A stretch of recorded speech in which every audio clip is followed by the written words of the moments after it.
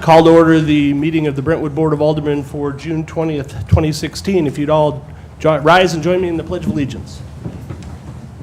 I pledge allegiance to the flag of the United States of America and to the republic for which it stands, one nation, under God, indivisible, with liberty and justice for all.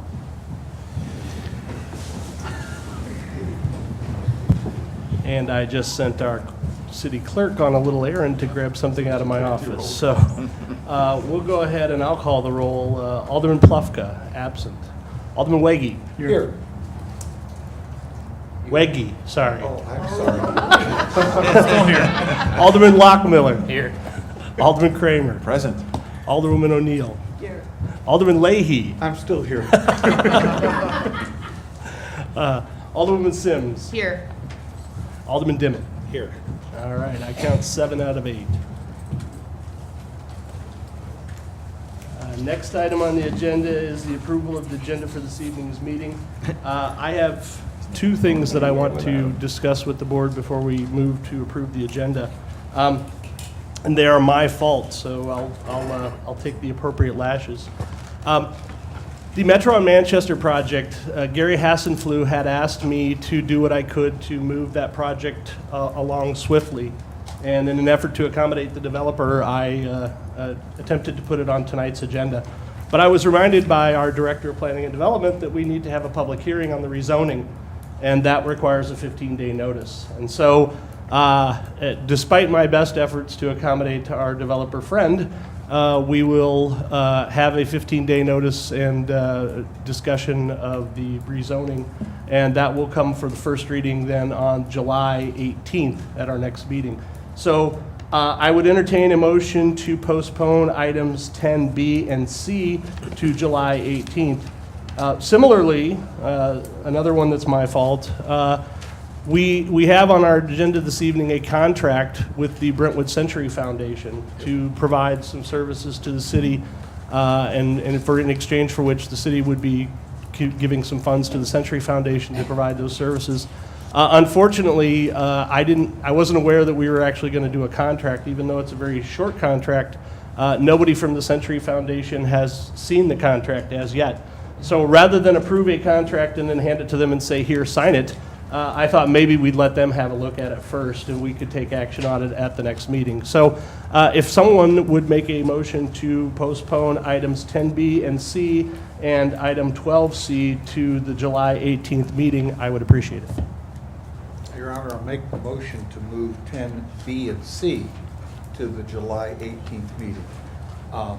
I would like to make the suggestion that on 12C, that maybe the board have a discussion on the contract and maybe we might offer some changes to it before we turn it over to the Century Group. Because I do find a couple of issues in the contract that may be outside our code that we need to look at. Okay. So I'd like to leave Bill 6069 on the agenda for us to discuss, but not a first and second reading at one Yeah, night. so would everybody be agreeable then to moving 12C to 10B to give it a first reading this evening, and then we take action on it at the next meeting? Would that work? That would work if you would tolerate the motion. Okay, so the motion would be then to postpone items 10B and 10C to the July 18th meeting, and to make item 12C item 10B for tonight's meeting. Second. All right, it's been moved and seconded. I'm not going to say all that again. All in favor say aye. Aye. Opposed? Very good. Are there any other changes to this evening's agenda? Seeing none, by acclamation, the agenda will be approved. Item number 4 on the agenda, consideration and approval of the minutes of the last 2 meetings. Item 4A, meeting minutes of May 16th. Are there any amendments or changes to the minutes of May 16th meeting? Seeing none, by acclamation, they'll be approved. And item 4B, a special meeting of the Board of Aldermen. If I'm not mistaken, that's the one where we, in 5 minutes or less, approved Alderman Weggie's appointment. Are there any changes to those minutes? No. Seeing none, they'll be approved by acclamation. Item number 5 on the agenda, presentation. The first thing we have is a proclamation regarding National Parks and Recreation Month, and I have asked Alderman Kramer to read the proclamation on my behalf, or on behalf of the board and the city. Yes, Your Honor, from the city of Brentwood, the state of Missouri, this proclamation in recognition of designation of July as Park and Recreation Month. Whereas the Parks and Recreation programs are an integral part of communities throughout the country, including the city of Brentwood, Missouri. And whereas our parks and recreation are vitally important to establishing and maintaining the quality of life in our communities, ensuring the health of all citizens, and contributing to the economic and environmental well-being of a community and region. And whereas parks and recreation programs build healthy, active communities that aid in the prevention of chronic disease, provide therapeutic recreation services for those who are mentally or physically disabled, and also improve the mental and emotional health of all citizens. And whereas parks and recreation programs increase a community's economic prosperity through increased property values, expansion of the local tax base, increased tourism, the attraction and retention of businesses, and crime reduction. And whereas parks and recreation areas are fundamental to the environmental well-being of our community, whereas parks and natural recreation areas improve water quality, protect groundwater, prevent flooding, improve the quality of air we breathe, provide vegetative buffers for development, and produce habitat for wildlife. And whereas our parks and natural recreation areas ensure the ecological beauty of our community and provide a place for children and adults to connect with nature and recreate outdoors. And whereas the U.S. House of Representatives has designated July as Parks and Recreation Month. And whereas the city of Brentwood recognizes the benefits derived from parks and recreation resources, and therefore now, I, Mayor Christopher Thornton, by authority vested in me as the mayor of the city of Brentwood, Missouri, and on behalf of the Board of Aldermen, do hereby recognize the month of July as Parks and Recreation Month in the city of Brentwood, presented this 20th day of June, 2016. Thank you. On a personal note, I just add that our Parks and Recreation Department does an excellent job of programming, and I encourage everyone to get a copy of their summer programming guide and look and see what's available. There's some really neat stuff. So I know my kids love it. All right, second item is 5B under presentations, and tonight we have with us Showalter and Jabouri, our accountants, our auditors, accountants. And they are going to make a presentation on the 2015 audit. Good evening. My name is Karen Link. I'm a director with Showalter and Jabouri. We performed an audit of the city's December 31st, 2015 financial statements, which in your case is the Comprehensive Annual Financial Report, or CAFR. Our responsibility is to plan and perform the audit to obtain reasonable assurance that the financial statements are free of material misstatement. We met with the Ways and Means Committee a couple of weeks ago to go through the reports in detail, so this evening we prepared just a brief presentation for you. The audit resulted in the issuance of our independent auditor's report related to the financial statements. This report is where we give our opinion on the financial statements, and it can be found on page 1 of the CAFR.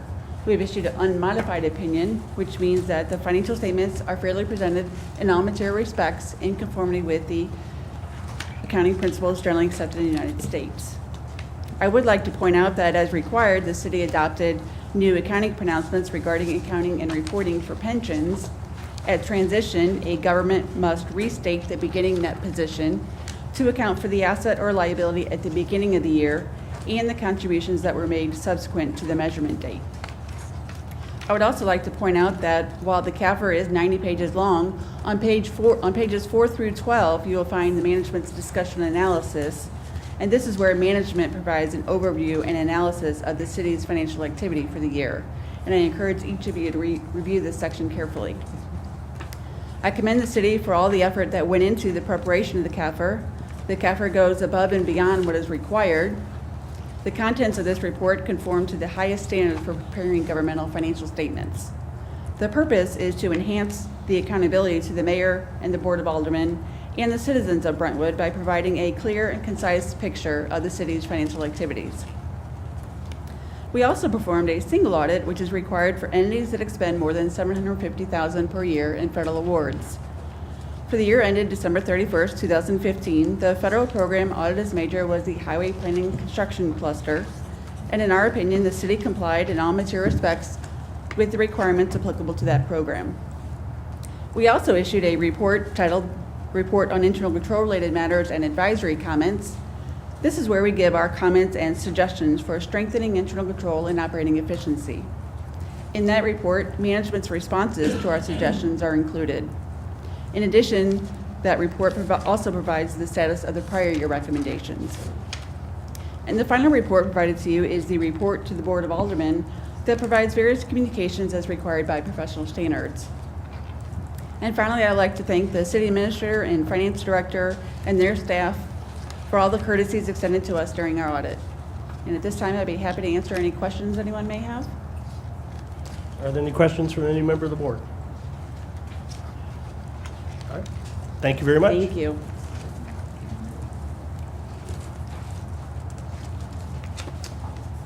Item number 6 on the agenda, we have no public hearing this evening. Item number 7 on the agenda, we have one bid. It's for CALIA Accreditation Consultant Services. And I'm sorry, who's presenting the bid?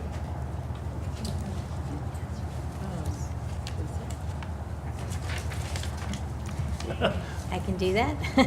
Assistant City Administrator Korkenmeier, sorry. So there were 2 bids that were received then for the CALA Accreditation Consultant Services. One was received by Public Safety Strategies Group, and they are located in West Townsend, Massachusetts. Their bid was a project cost of not to exceed $61,600. And the second bid received was from the Fitch Group here from St. Louis, Missouri. And their project cost was not to exceed $15,000. So the staff would recommend also that the Fitch Group would receive this contract. Okay. Are there any questions about the bid? Alderman Leahy. In the request for proposal, was there a requirement from the firms submitting bids to establish if they had done any other consulting work on CLIA with other departments? I can probably refer to Chief Fitzgerald. Thank you. Well, you're in luck. Chief Fitzgerald is here. And he likes to speak, so.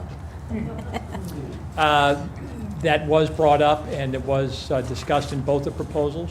The company from Massachusetts has experience with some departments in the Northeast. The Fitch Group has just started consulting, and they're currently working with one other department at this time. Thank you. Any other questions about the bid? Mr. Chair. Alderman Dimmitt. Thank you. Chief, Yep. I noticed a significant difference in the bid amounts. Right. Okay. Yeah, A chuckle of agreement from Alderman Kramer. Okay. Considerable. You had 15,000 for the Fitch and 61,600 for the other bid. Am I reading that correctly? Yes. And could you explain to us why there's such a difference? Is it because of the provider, or is the scope difference for the two? I think it's the provider. The company from Massachusetts has been in business for over 25 years. They do a lot of different things, CLIA Consulting being one of those. I think their bid was pretty high. The Fitch Group has just started doing this. I've talked with Tim Fitch, and he said we're not out to make a lot of money on this. So I think his bid was probably lower than normal, so that would account for a little bit for the disparity. But you're sure that we're getting the same scope of work with Fitch Group that we'd be getting Exactly with the the other same. one? Yes. And is there any type of time limit that's tied into this that's required? There's no time limit. We do have, once we sign the contract with CALIA, we have 3 years to complete it. The Fitch Group has an outline that has us completing this near the end of next year. Okay. So we'd be in good shape that way. And that's a local group, Fitch? They're here in St. Louis, yes. Thank you, Mr. Chair. Any other questions? Okay, seeing none, thank you. Item number 8 on the agenda, hearing of any matter of public interest upon the request of any person present. Anyone wishing to come forward and address the Board of Aldermen, you'll be given 3 minutes. Going once. If you would, just state your name and address for the record. Randy D. Lowe, 9134 Pine Avenue. I'd like to just express a concern, and it has to deal with the Park Ridge neighborhood. As you all are aware, recently there was there's been quite a few car break-ins in the area, and then recently we had an armed robbery within the neighborhood. So hopefully, and what I'm hoping we might be able to hear this evening, is there some kind of a plan in place for that neighborhood? My concern is just the amount of robberies and an armed robbery, and hopefully we've got a good plan in place to help deter this from going any further, and hopefully the word gets out. You don't want to come to Brentwood. They're on top of all this, so I'd love to hear something about that tonight. Thank you. Anyone else care to come forward and address the Board of Aldermen? Okay, seeing none. Aldermanic response? Alderman Dimmitt. Thank you, Mr. Chairman. Following up on Mr. Delo's concerns, I am one of the aldermen for Ward 1 where all this has happened. It's obviously it's a big concern for me as well. I did speak with Alderman Plufka, who's the other Ward 1 alderman, who is also, he's the chair of public safety, and he asked me to express to the attendants tonight and the audience that he has been working with the police department and asked that there, and his understanding, or at least my understanding from talking, that there's an increase in patrol in the residential neighborhood. Number one. Number two, he was working with the police to have bicycle police officers, which from my understanding with him is that that's now in place. So there is a police officer. Chief could correct me if I'm misstating anything here, but it's my understanding that we do have a police officer that patrols the residential neighborhoods on a bicycle as well. And I think the thought process is that you're able to respond, you can hear better if you're not in a car. So on behalf of Alderman Plufka, I just wanted to let you know that's what's going on. Any further aldermanic response? Okay, I have actually a response to that as well, so I'll try to be brief. But I have met with Chief Fitzgerald and Assistant Chief McIntyre on this topic, and we actually met some time ago after the incident that occurred in Brentwood Forest, which was very similar to my understanding of what happened on Sonora just not too long ago. One thing that the chief pointed out is that statistically, we are not experiencing statistically higher crime than we have in the past. Now, I know that sounds counterintuitive, but the numbers do bear that out. But that's not to say that it's okay for us to have crime. It's to say that when these things happen in rapid succession and we hear about them, we tend to think, oh my gosh, what's happening? And if you look over a longer time scope, you see that in fact we're still more or less in line with statistical averages. So that's one thing. Is I don't think my point there is that I think there's not a need to panic or anything like that at this point. But I did express to the chief our considerable concern over crimes that involve safety of people. Armed robbery is nothing to mess around with. I mean, that's where people get hurt, right? It's one thing for people to grab a few things out of the target and run off. It's another thing for somebody to stick a gun in your face and take your wallet. And the chief understands that, and Assistant Chief McIntyre understands it as well. I think that their feedback to me on that was that they are doing the things that Alderman Dimmitt referred to, and that the St. Louis area in general is experiencing a period where the people who are committing these crimes have become more aggressive. And it's in response to some limitations that the police are facing in being able to pursue people and use force and things of that nature.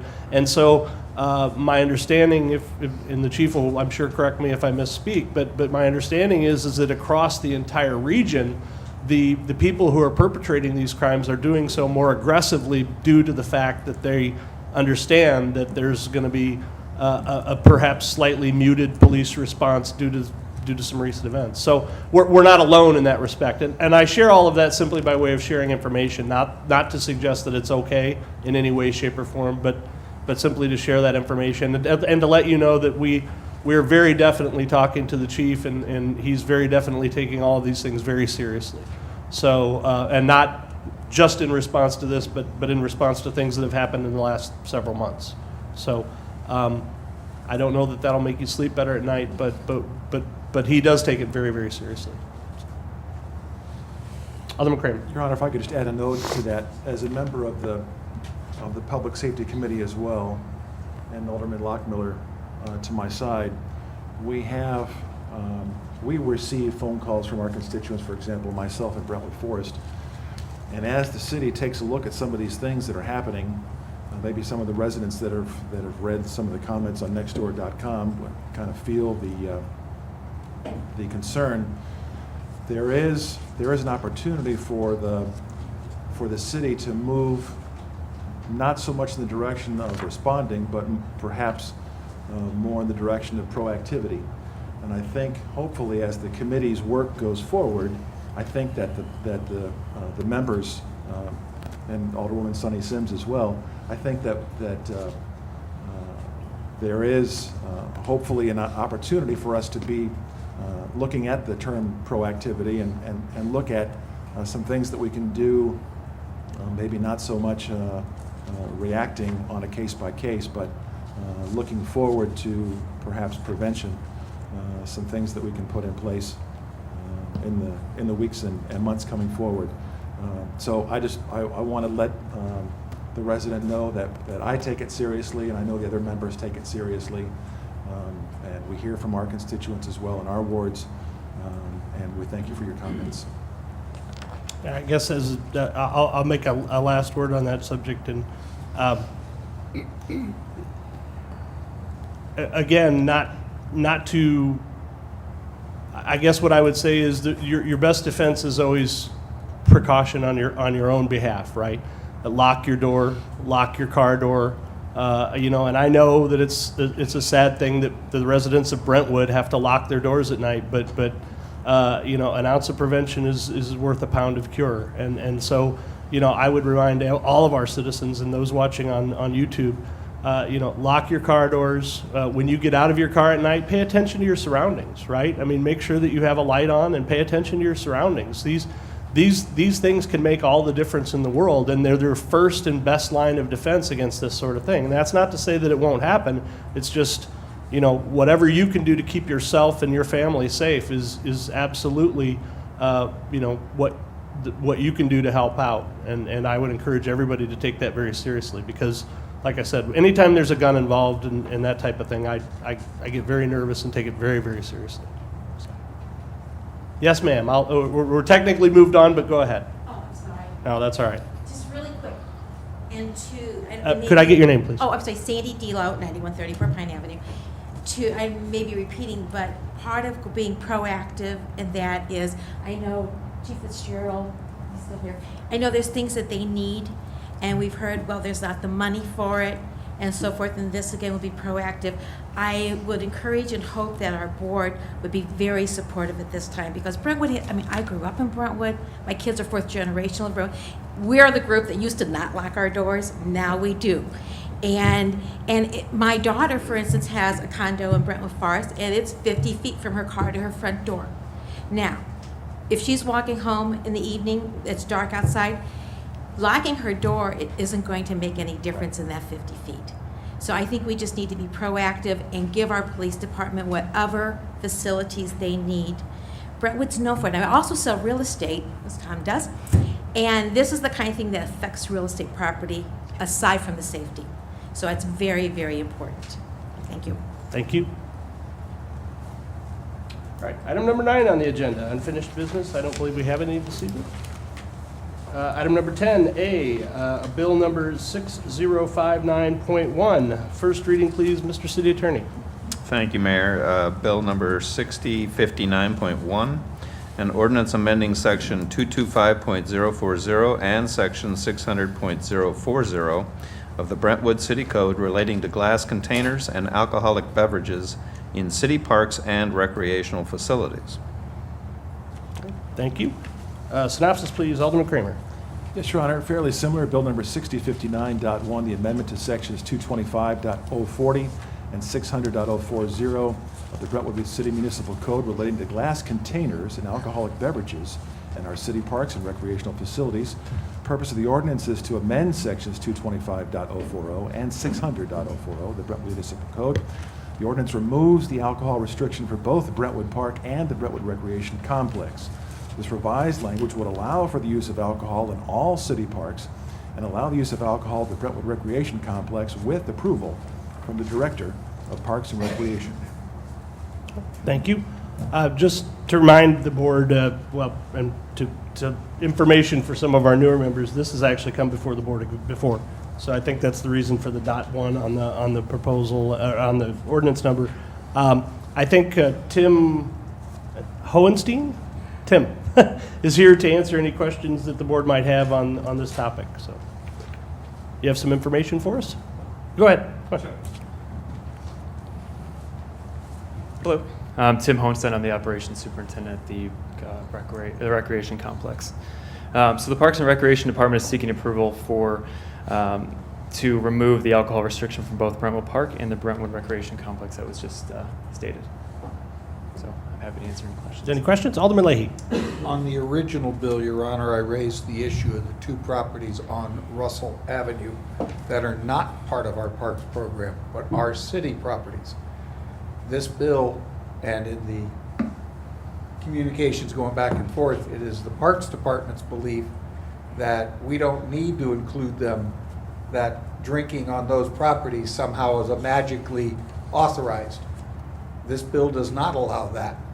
I think that those two properties should be included if we're going to remove the alcohol restriction, because you use both of the lots on Russell as overflow parking for the Diamonds down at Brentwood Park, and you do have teams that when they finish their game have to get off the Diamond for the next game to start. They move to the tailgates of their cars to party. Thus, you're going to have alcohol on these two lots. So I'd like, and I thought the legal group was going to look into that as to whether or not we should be including them. We never got communication back from the legal. I recall you raising the point, but I don't know. Yeah. Do you know anything about that, Tim? We stated here in the memo that that the alcohol on the two parcels of land that the city owns on Russell Avenue, staff believes that the inclusion is unnecessary. We've taken a look at, our staff have noticed over the last several months since we first proposed this, and we haven't noticed too much activity on those parcels of land across from Brentwood Park. So as stated in here, we didn't think it was necessary. If the park patrons are allowed to use alcohol in Brentwood Park, there would be no reason for park patrons to move to those two parcels on Russell. I read your report. I disagree with you. I Okay. live 7 houses up from these two lots to work with.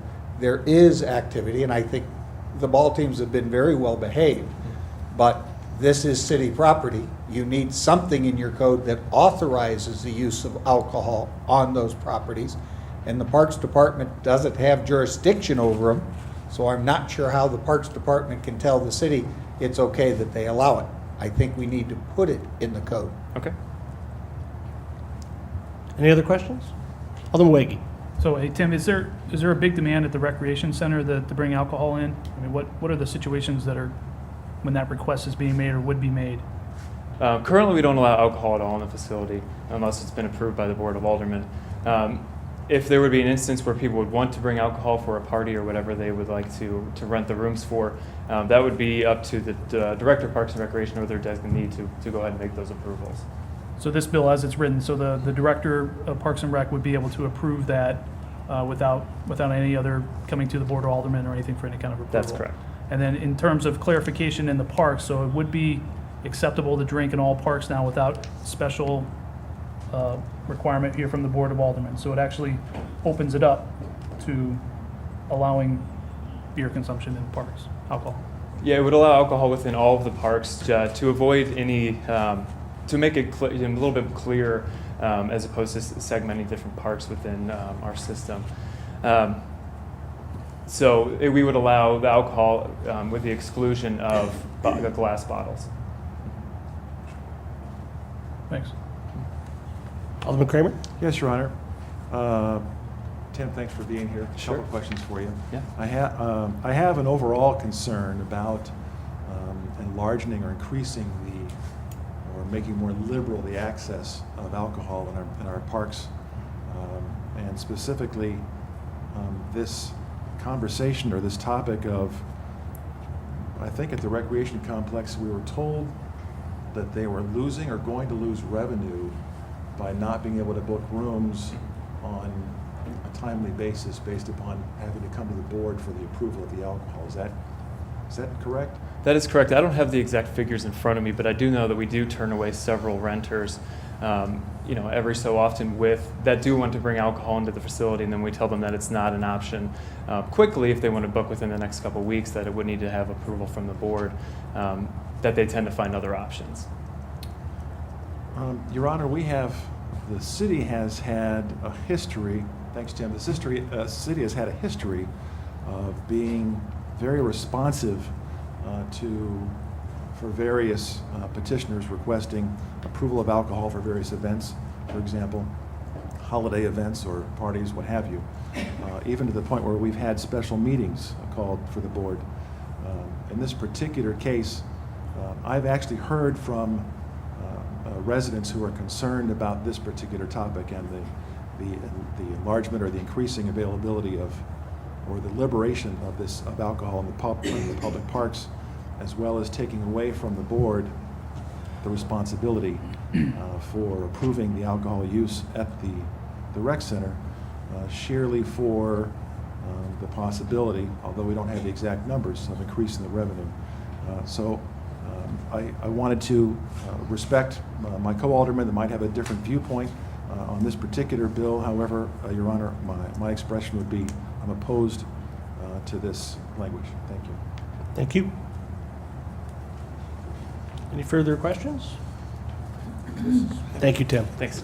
All right. The new item 10B is bill number 6069. Mr. City Attorney, first reading by title only, please. Thank you, Mayor. Bill number 6069, an ordinance authorizing a contract between the City of Brentwood and the Brentwood Century Foundation for the purposes of providing certain services related to the city's upcoming centennial celebrations and events, and further authorizing the mayor and/or city administrator to execute the contract on behalf of the city. Thank you. Alderman Kramer, synopsis, please. Yes, Your Honor. Pretty similar to the title of the bill, 6069, the Brentwood Centennial Services covers an ordinance authorizing the mayor and/or city administrator of our city of Brentwood to enter into an agreement with the Brentwood Century Foundation that for services related to the coordination of the celebration of the city's centennial scheduled to take place in 2019.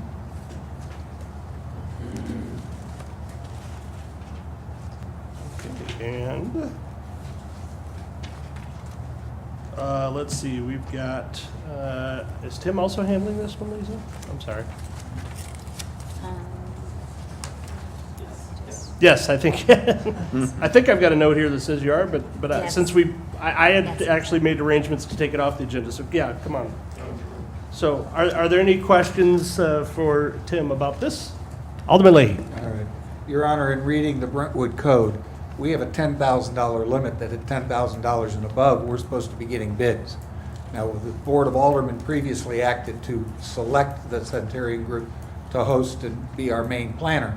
But I'm wondering, aren't we in violation of our own ordinance by issuing a contract that establishes $10,000 without any bids to it? That's the first question. Well, I think I can take that one. Okay. I'm fairly certain, and Karen's here, so she'll correct me if I'm wrong.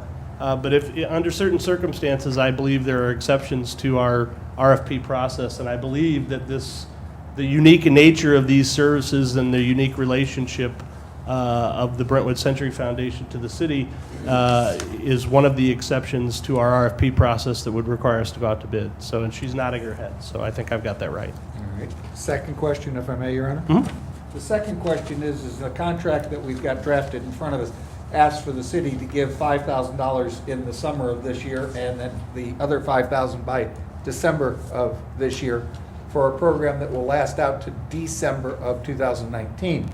What I would request for the board to consider is to alter those terms and to establish that we get an actual proposal from the Centenarian Group as to what they think they're going to be organizing and planning and what their budget and cost will look like before we start just passing money back and forth.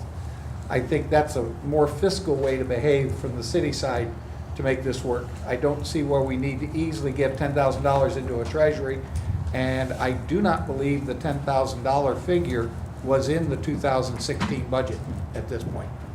I can answer both of those.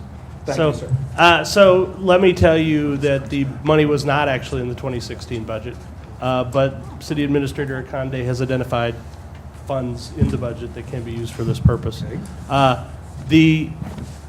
The idea to sign on with the Brentwood Century Foundation comes from me, and that is, here's the idea. The Brentwood Century Foundation needs to get a website up. They need to do certain things that will put them in a position to start their fundraising efforts in earnest. And so the idea is that we would provide essentially seed money for them to get a website built and to get their operations up and running, and put them in a position then to start raising funds from local businesses, charitable groups, et cetera, et cetera. So the whole idea here is that this small amount of money given in a relatively short time would put them in position to start funding themselves and start funding their own operations. The benefit to the city, I think, is clear. They are going to be our exclusive provider of services related to the Century Foundation and work closely with the Parks and Recreation team to get those events coordinated. So I appreciate what you're saying, but I guess from my point of view, giving them $5,000 to get a website up and running and get themselves in position to start raising money on their own, and giving them another $5,000 down the road, I don't think there's much chance that the money will be ill-spent. Let's put it that way. But that's my opinion. You're free to disagree. Alderman Lockmiller. I'm in favor of funding this. I would actually like to see more sent their way, but I'm not comfortable with where the funds are coming from. It stipulates in the memo that it would be coming from stormwater and Parks and Stormwater Fund. I think when the tax is collected, it's mainly supposed to be used for our parks and our stormwater. And I think to start going on this slippery slope where we start spending it on these type of matters, I think is not proper.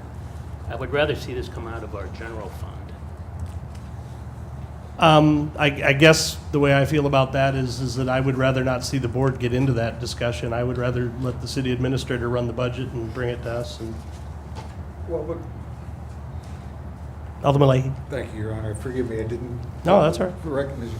I'll agree with Alderman Lockmiller.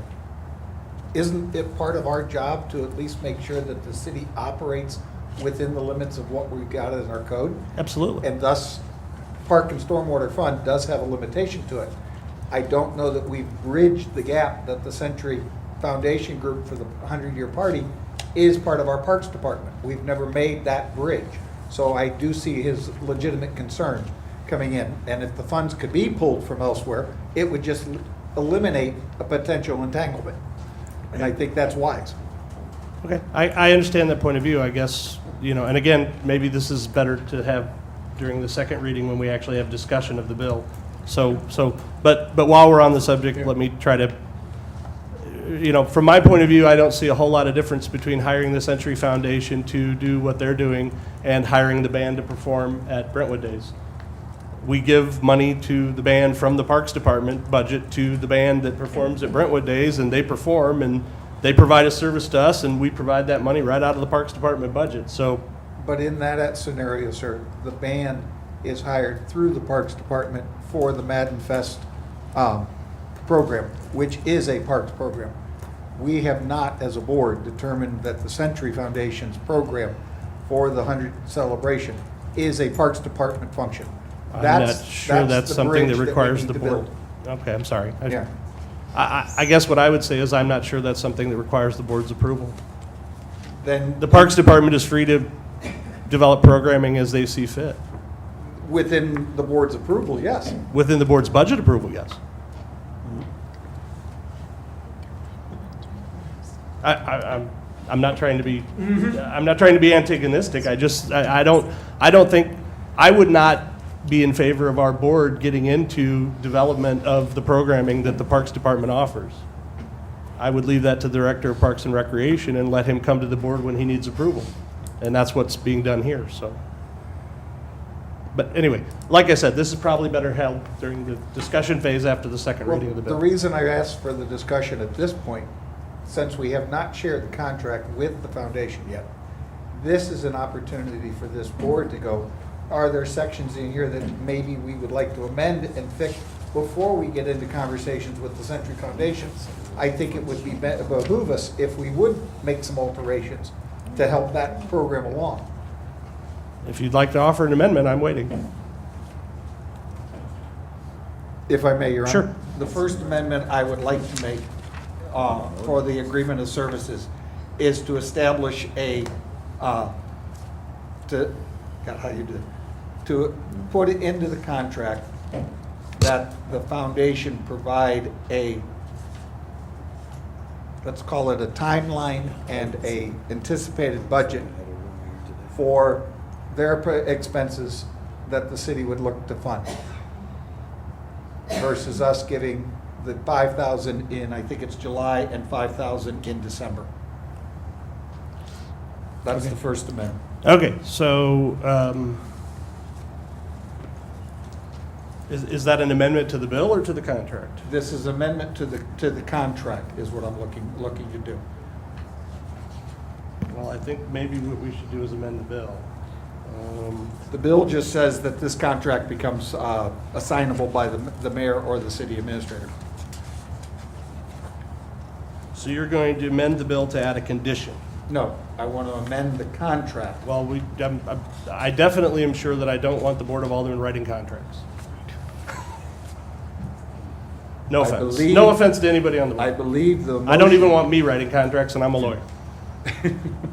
I understand, sir, but what I'm looking to do here, and I'm not opposed to the Century Group helping the city get the program going for the 100-year Sure. thing. What I'm trying to do is some fiscal responsibility as to how we're spending, and in this case, $10,000. Sure. To work with. I think it's a little bit premature for the city to say, here's $10,000, come back and tell me what you're going to do. I would like them to tell me what they're going to do. We've covered and that then get ground, the funding. Alderman Leahy. What I'm trying to do is figure out how procedurally you're wanting to proceed. So, and I'm trying to help you, believe Yes, me. So let me offer this, and Mr. City Attorney, feel free to chime in here at any time. But what I'm suggesting is that you would be adding conditions to the bill itself that would. I think what you'd be doing is in section 1, you'd probably would be authorizing only the expenditure of $5,000 at this time, with a second condition that the Century Foundation come back at a later time with a proposal for further financing. Isn't that what you were saying? That would work. Okay. Well, let's take that. That's as- the motion. If that's acceptable to Alderman Leahy, that'll be the motion. So Thank you. the motion is to amend the bill to approve $5,000 at this time with the proviso that the Century Foundation come back to the board with a plan and a proposed budget for future finances. So it really just would be to amend the contract to approve $5,000 at this time. I'll second that. Okay, it's been moved and seconded. Is there any discussion of the amendment? Alderman Lockman. Where would the 5,000 come from? They haven't addressed that part. I'm trying to keep it simple is where I'm going to work with at this point. Alderman Waggy. So it seems the concern started with where the funding was going to come from and how it was going to be applied, and then we got to milestone contractual things. That is where I want to start with. As I mentioned, this is amendment number 1. There will be amendment number 2. But as Chris and I have talked, keeping them shorter and simpler makes it easier for everybody to understand. But the revenue source, or where the budget's coming from, is not addressed here. Not at this point. It will be in my next one. It seems simpler to just plan on giving them the $10,000. I mean, so it's not coming back through again. Yes, you could give them, if the board agrees, let's give them $10,000. The limit is as a fiscal responsibility, For your $10,000, what is it that you have as an anticipation for this group's service to provide for you? And how do you measure if that's happening? In all other government contracts that this city has gotten into, we hire the contractor, you go do the work, you bring me your bill. I've got a contract that says not to exceed. We don't have that in this one. I'm trying to move a little bit in that direction because I think it's more prudent, because we do have basically 2.5 years before the 100th anniversary. So there's no reason to just throw money into a pot right now without knowing what we're doing and where and what our expectations are. Now, the contract does say they're going to pull some stuff together and come back for the consent of the board. But I'd like to at least start working that versus, here's a check for 10,000, we're done. But this seems like contractual issues, not the where's the revenue coming from concern that you started with. The revenue issue I'll bring up in the Second Amendment, because I think Mr. Lochmueller brought up a very good point. I'm doing one change at a time right now.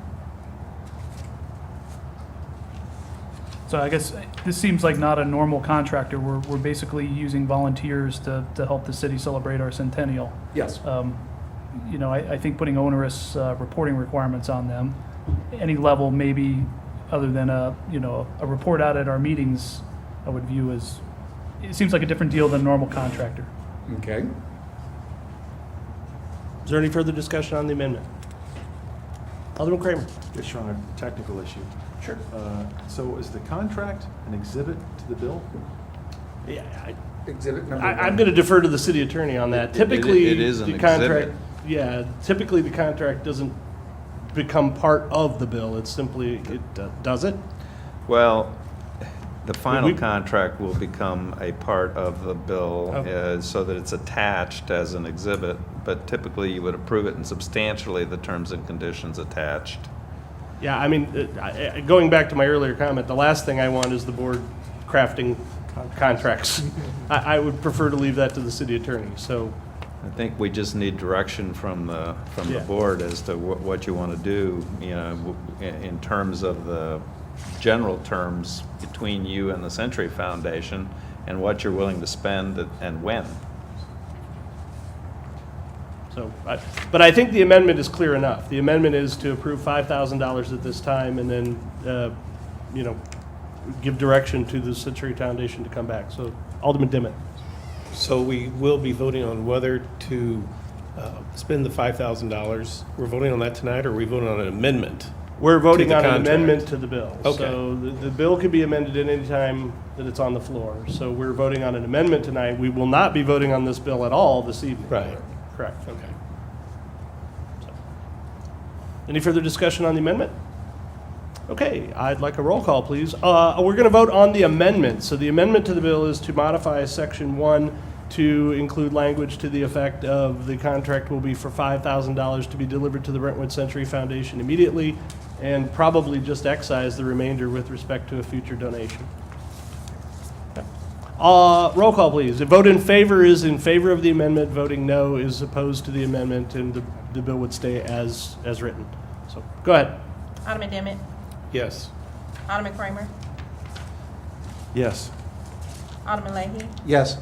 Alderman Lockmiller, Yes. Alderwoman O'Neill, Yes. Alderwoman Sims, Yes. Alderman Weggie. Yes. Okay, and Alderman Leahy has a second amendment. If I may, Your Honor. The Second Amendment is to address, you don't want me changing the contract, so I guess I stick it in the actual Bill 6069, that the city I pull don't- funding from general revenue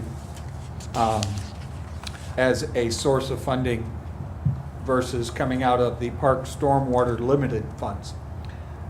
Sir, I didn't see anything in the agreement that's in front of me that indicates what fund the $5,000 is coming from. The place where that identifies where the funds are coming from is actually the staff report that was prepared by the city administrator in support of the bill, so. But I think what I'd like to do, and that's why I'm going into the Bill 6069, to establish that funding should come from general revenue and not from the Stormwater Parks Limited Fund. I think that keeps us in compliance with that tax limitation and worked from there. Okay, That's the motion. got it. Second. It's been moved and seconded that the bill be amended to include language to the effect that the money shall be spent from the general fund and not from the park and stormwater fund as indicated in the memorandum in support that was generated by city staff. Is there any discussion on the motion? It was seconded by Alderman Lockwood. Okay, seeing none, roll call, please. Alderman Demmett, Yes. Alderman Kramer, Yes. Alderman Leahy, Yes. Alderman Lockmiller, Yes. Alderwoman O'Neill, Yes. Alderwoman Sims, Yes. Alderman Wiggy. Yes. Thank you, Your Honor. You're welcome.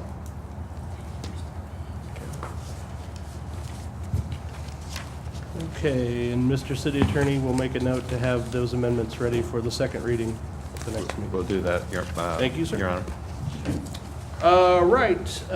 Item number 11, bills to be given a second reading only. We have none this evening. Item number 12 on the agenda, 12A, is bill number 6067, and this is for bill to be given first and second reading. Mr. City Attorney, first reading by title only, please. Thank you, Mayor. Bill number 6067, an ordinance of the City of Brentwood, Missouri authorizing the mayor and/or city administrator to enter into and execute an agreement between the City of Brentwood, Missouri and Fitch Consulting, LLC, and providing for the effective date of this ordinance. Okay, thank you. Alderman Kramer, synopsis, please. Yes, Your Honor. Bill 6067 for the CALIA Accreditation Consulting Services covers an ordinance authorizing our mayor and our city administrator to enter into an agreement with Fitch Consulting, doing business as the Fitch Group, to furnish technical and professional assistance that in connection with preparation for initial law enforcement accreditation through the Commission on Accreditation for Law Enforcement Agencies, otherwise known as CALIA, spelled out in the language of bill number 6067. Okay, thank you. Chief Fitzgerald, you've already been up here once, but does anybody have any questions for the chief on this? Sorry to get you up. Keep me awake. Do you have anything you want to say to the board? I think I've spoke to most of you already through committees, but we're asking to do this to help lighten the load a little bit for our folks, especially Jim, our accreditation manager. It'll help us get the whole process done a lot quicker and a lot more efficiently, and it'll help us get it done right the first time. Alderman Lockman. Chief, I have one question. Once we are accredited, is there things we need to do to keep the accreditation afterwards? Yes. And would someone be educated within our staff to keep doing that onward? That's part of what the consultant will do, is they will guide our accreditation manager, who's going to be Major McIntyre, along the way, so that when we're done, he'll know exactly what he needs to do to keep us recertified. Thank you. Any other questions? Okay. Alderman Kramer. Just a point of clarification, since we're talking about funding tonight, as is the case with the project itself, CALIA training is funded by the seizure funds Yes. taken by the city. Yes. Thank you. Any other questions? Okay. Thank you, Chief. Mr. City Attorney, second reading by title only, please. Thank you, Mayor. Second reading of Bill number 6067, an ordinance of the City of Brentwood, Missouri authorizing the mayor and/or city administrator to enter into and execute an agreement between the City of Brentwood, Missouri and Fitch Consulting, LLC, and providing for the effective date of this ordinance. Okay. Thank you. Your Honor, I make a motion to perfect Bill 6067 into ordinance form. Second. It's been moved and seconded that the board perfect bill number 6067 into ordinance form. Is there any discussion from the board? Hey, seeing none, roll call, please. Alderman Demmett, Yes. Alderman Kramer, Yes. Alderman Leahy, Yes. Alderman Lockmiller, Yes. Alderwoman O'Neill, Yes. Alderwoman Sims, Yes. Alderman Wiggy. Yes. Bill number 6067 is hereby passed by the Board of Aldermen and upon signature by the mayor becomes ordinance number 4718. Did you say 18, Octavia? 18. Thank you. Okay, item number 12B on the agenda, bill number 6068. Mr. City Attorney, first reading by title only, please. Thank you, Mayor. The first reading of Bill 6068, an ordinance granting site plan approval to 2350 St. Clair Avenue, McGrath Elementary School, for drive aisle parking and related improvements which require site plan approval pursuant to Title 4, Chapter 400 of the Brentwood Code of Ordinances. Thank you. Alderman Kramer, do you have the synopsis? Yes, Your Honor. Memento. Por favor. Bill number 6068, the site plan approval for the McGrath Elementary School located at 2350 St. Clair Avenue. The bill covers an ordinance granting site plan approval for the McGrath Elementary School located at 2350 St. Clair Avenue, I think I hear an echo, which includes drive aisle, parking, and related improvements contained in the language of Bill number 6068. All right, thank you. Director of Development Corkemeyer and also Assistant City Administrator is the person handling the presentation for the city, so. Thank you, Mayor. Excuse me. The reason why this plan is before you tonight, it is for site plan review for any type of life safety issues. And also, this project is going to involve a curb cut. And so the official approval from the city needs to be in the form of approving the curb cut that's proposed for High School Drive. So to give you a little background on the project, Civil Engineering Design Consultants, on behalf of the Brentwood School District, is proposing to modify the drive aisle, parking, and other related improvements north of the McGrath Elementary School building located at 2350 St. Clair Avenue. The proposed project would extend the existing drive aisle and parking along the northern portion of the lot and connect to High School Drive. The proposal includes a new curb cut along High School Drive, which does require the approval from the City of Brentwood. A traffic study related to changes proposed by the school district at McGrath Elementary was completed, and staff received it on April 29, 2016. As recommended in the traffic study, the proposed drive aisle depicted in the original site development plan was revised to operate westbound only as an entrance from High School Drive instead of an exit. This allows additional stacking and queuing to occur on-site versus adjoining streets. The proposed on-site parking, internal circulation, and queuing are acceptable given the existing transportation conditions. The fire and police departments reviewed the site plan. The inclusion of the curb cut on High School Drive will improve access to the building and to navigate the site. The new curb cut along the north property line will be constructed as far north on the property as possible to provide as much width as possible in the proposed drive aisles. The drive aisle width depicted on the site development plan that was included in your packet does meet the present city code requirements. The Planning and Zoning Commission reviewed the request at the June 8, 2016 meeting. Commissioner Neuenberger had made a motion to approve the application with the conditions of working with staff to address on-site pedestrian access and bus parking.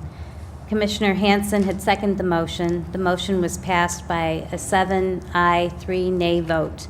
Following the Planning and Zoning Commission motion and meeting, there was their discussion between staff and the school district and their engineer, Mr. Harp, who is also present here this evening. But we've been working with them, and there was a sidewalk that was added on the site to be constructed, which will be just south of the new drive aisle. So this will allow the students and the parents to access the school building from High School Drive and hopefully to discourage any type of pedestrian pass-through on the new parking lot as it's designed and will be constructed. So that's my report. Is there any questions that I can perhaps? Alderman Leahy. Is there a gate that closes during school hours for the student safety, or is this going to be an open driveway during the school day? So are you talking about the drive aisle would be gated? The high school, yes, the high school fencing line. I don't believe that was. No, Right, on the fence.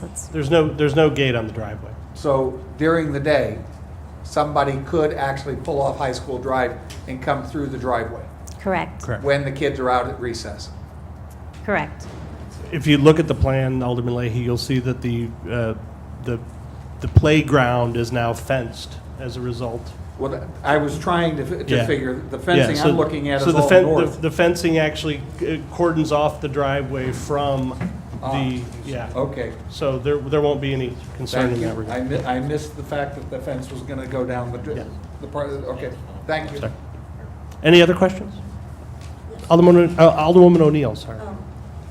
The traffic study said this was acceptable given existing conditions. One thing that Ward 4 is very aware of is that we're getting hundreds of apartment dwellers coming in as they open new apartments on Eager Road. Some of this traffic is going to come down High School. It's simply going to.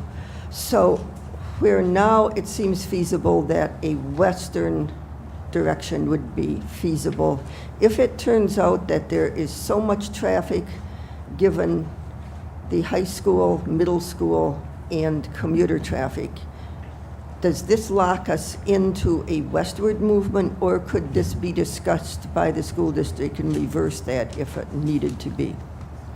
Well, I think, again, if there is any reason to maybe reconsider that proposal, that we, again, would have discussions with the school district. It's kind of a blurry line to how much we can really try to enforce or impose on the school district. They somewhat operate kind of unilaterally by state statutes. But again, if it is something that's more traffic-driven, or perhaps if it's even resulting in some backups or accidents or what have you, I would think that the school district would be open to having the discussion in the future. Okay. Thank you. Alderman Dimmitt. Thank you, Mr. Chairman. Do we have anybody here from CBB tonight? No. So Lisa, if it's okay to ask? Sure, Ms. please. Courtmire?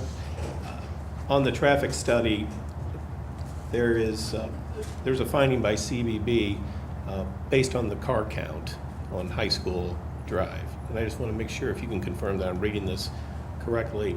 It looks like under CBB's proposal, which would have westerly traffic only on the new drive, there would be an increase of traffic on High School, 65 cars on northbound and 55 cars southbound, if I'm reading that study correctly. It's my understanding. And that's in the morning.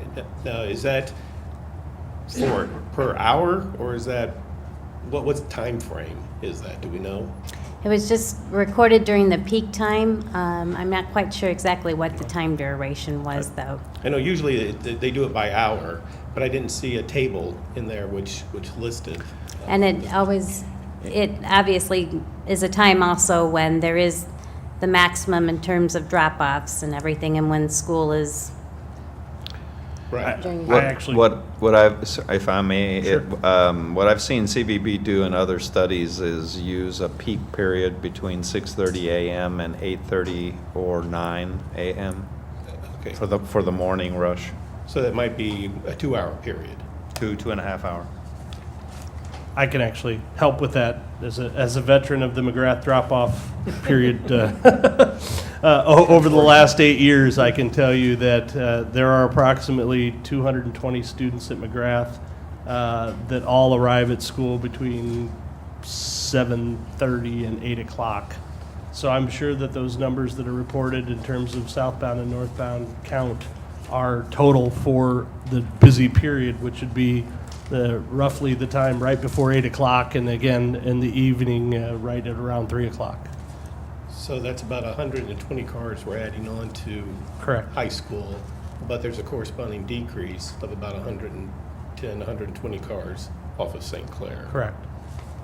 We're trading, we're in some respects, you're trading traffic on St. Clair, which is ill-equipped to handle it, to traffic on High School, which is better equipped to handle it, and you're allowing the stacking that currently occurs on St. Clair out into Litzinger Road to be stacked on the property, on the eastern part of the property. Right. So, and I believe, I was actually at the meeting on June 8th, and I believe Lee said that there is ample room for at least 35 cars in the stacking area, which would be more than enough to handle. I mean, that's a third of the cars you can expect to show up on any given day. So unless everybody comes at exactly the same time, I think this is a vastly improved plan. I know from talking to a number of the constituents who've reached out to me about this proposal, their concern is that there might be a resulting backup on High School northbound as people stop to turn left into the new drive at the school. And I was looking at this study, I was able to pull it up today. It references a LOS, level of satisfaction, is it, or? Level of service. Level of service, thank you. And again, if I'm reading this correctly, it looks like there's really no, the amount of time is about unchanged. Is that possible? Or am I not reading this correctly? Well, what I was kind of hearing our traffic consultant express is that the school obviously dates back before the time where parents really did a lot of dropping off of the kids and so forth, and a lot of the activity that we're seeing today. So I think probably the mayor's summary of really what the new circulation is going to do for the school is really a good summary. And so again, I mean, there is going to be some difference now in terms of the traffic that you'll see on adjoining streets. So As far as I too was at the planning and zoning meeting, and at that point, a lot of the commission was concerned about the lack of a sidewalk that would be parallel to the new drive, and the concern that the students would walk on the driveway and the cars would have to be dodging the students. Subsequent to the meeting now, the site plan shows that they are proposing a sidewalk in there. But That's we are going to correct. have more cars on high school. As the school, first of all, I commend the school for making that change. That was recommended by, or at least some of the members of planning and zoning were concerned about.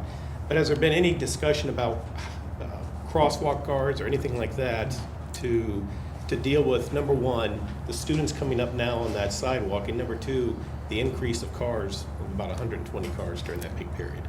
a good question. I think I would like to defer that one to the school.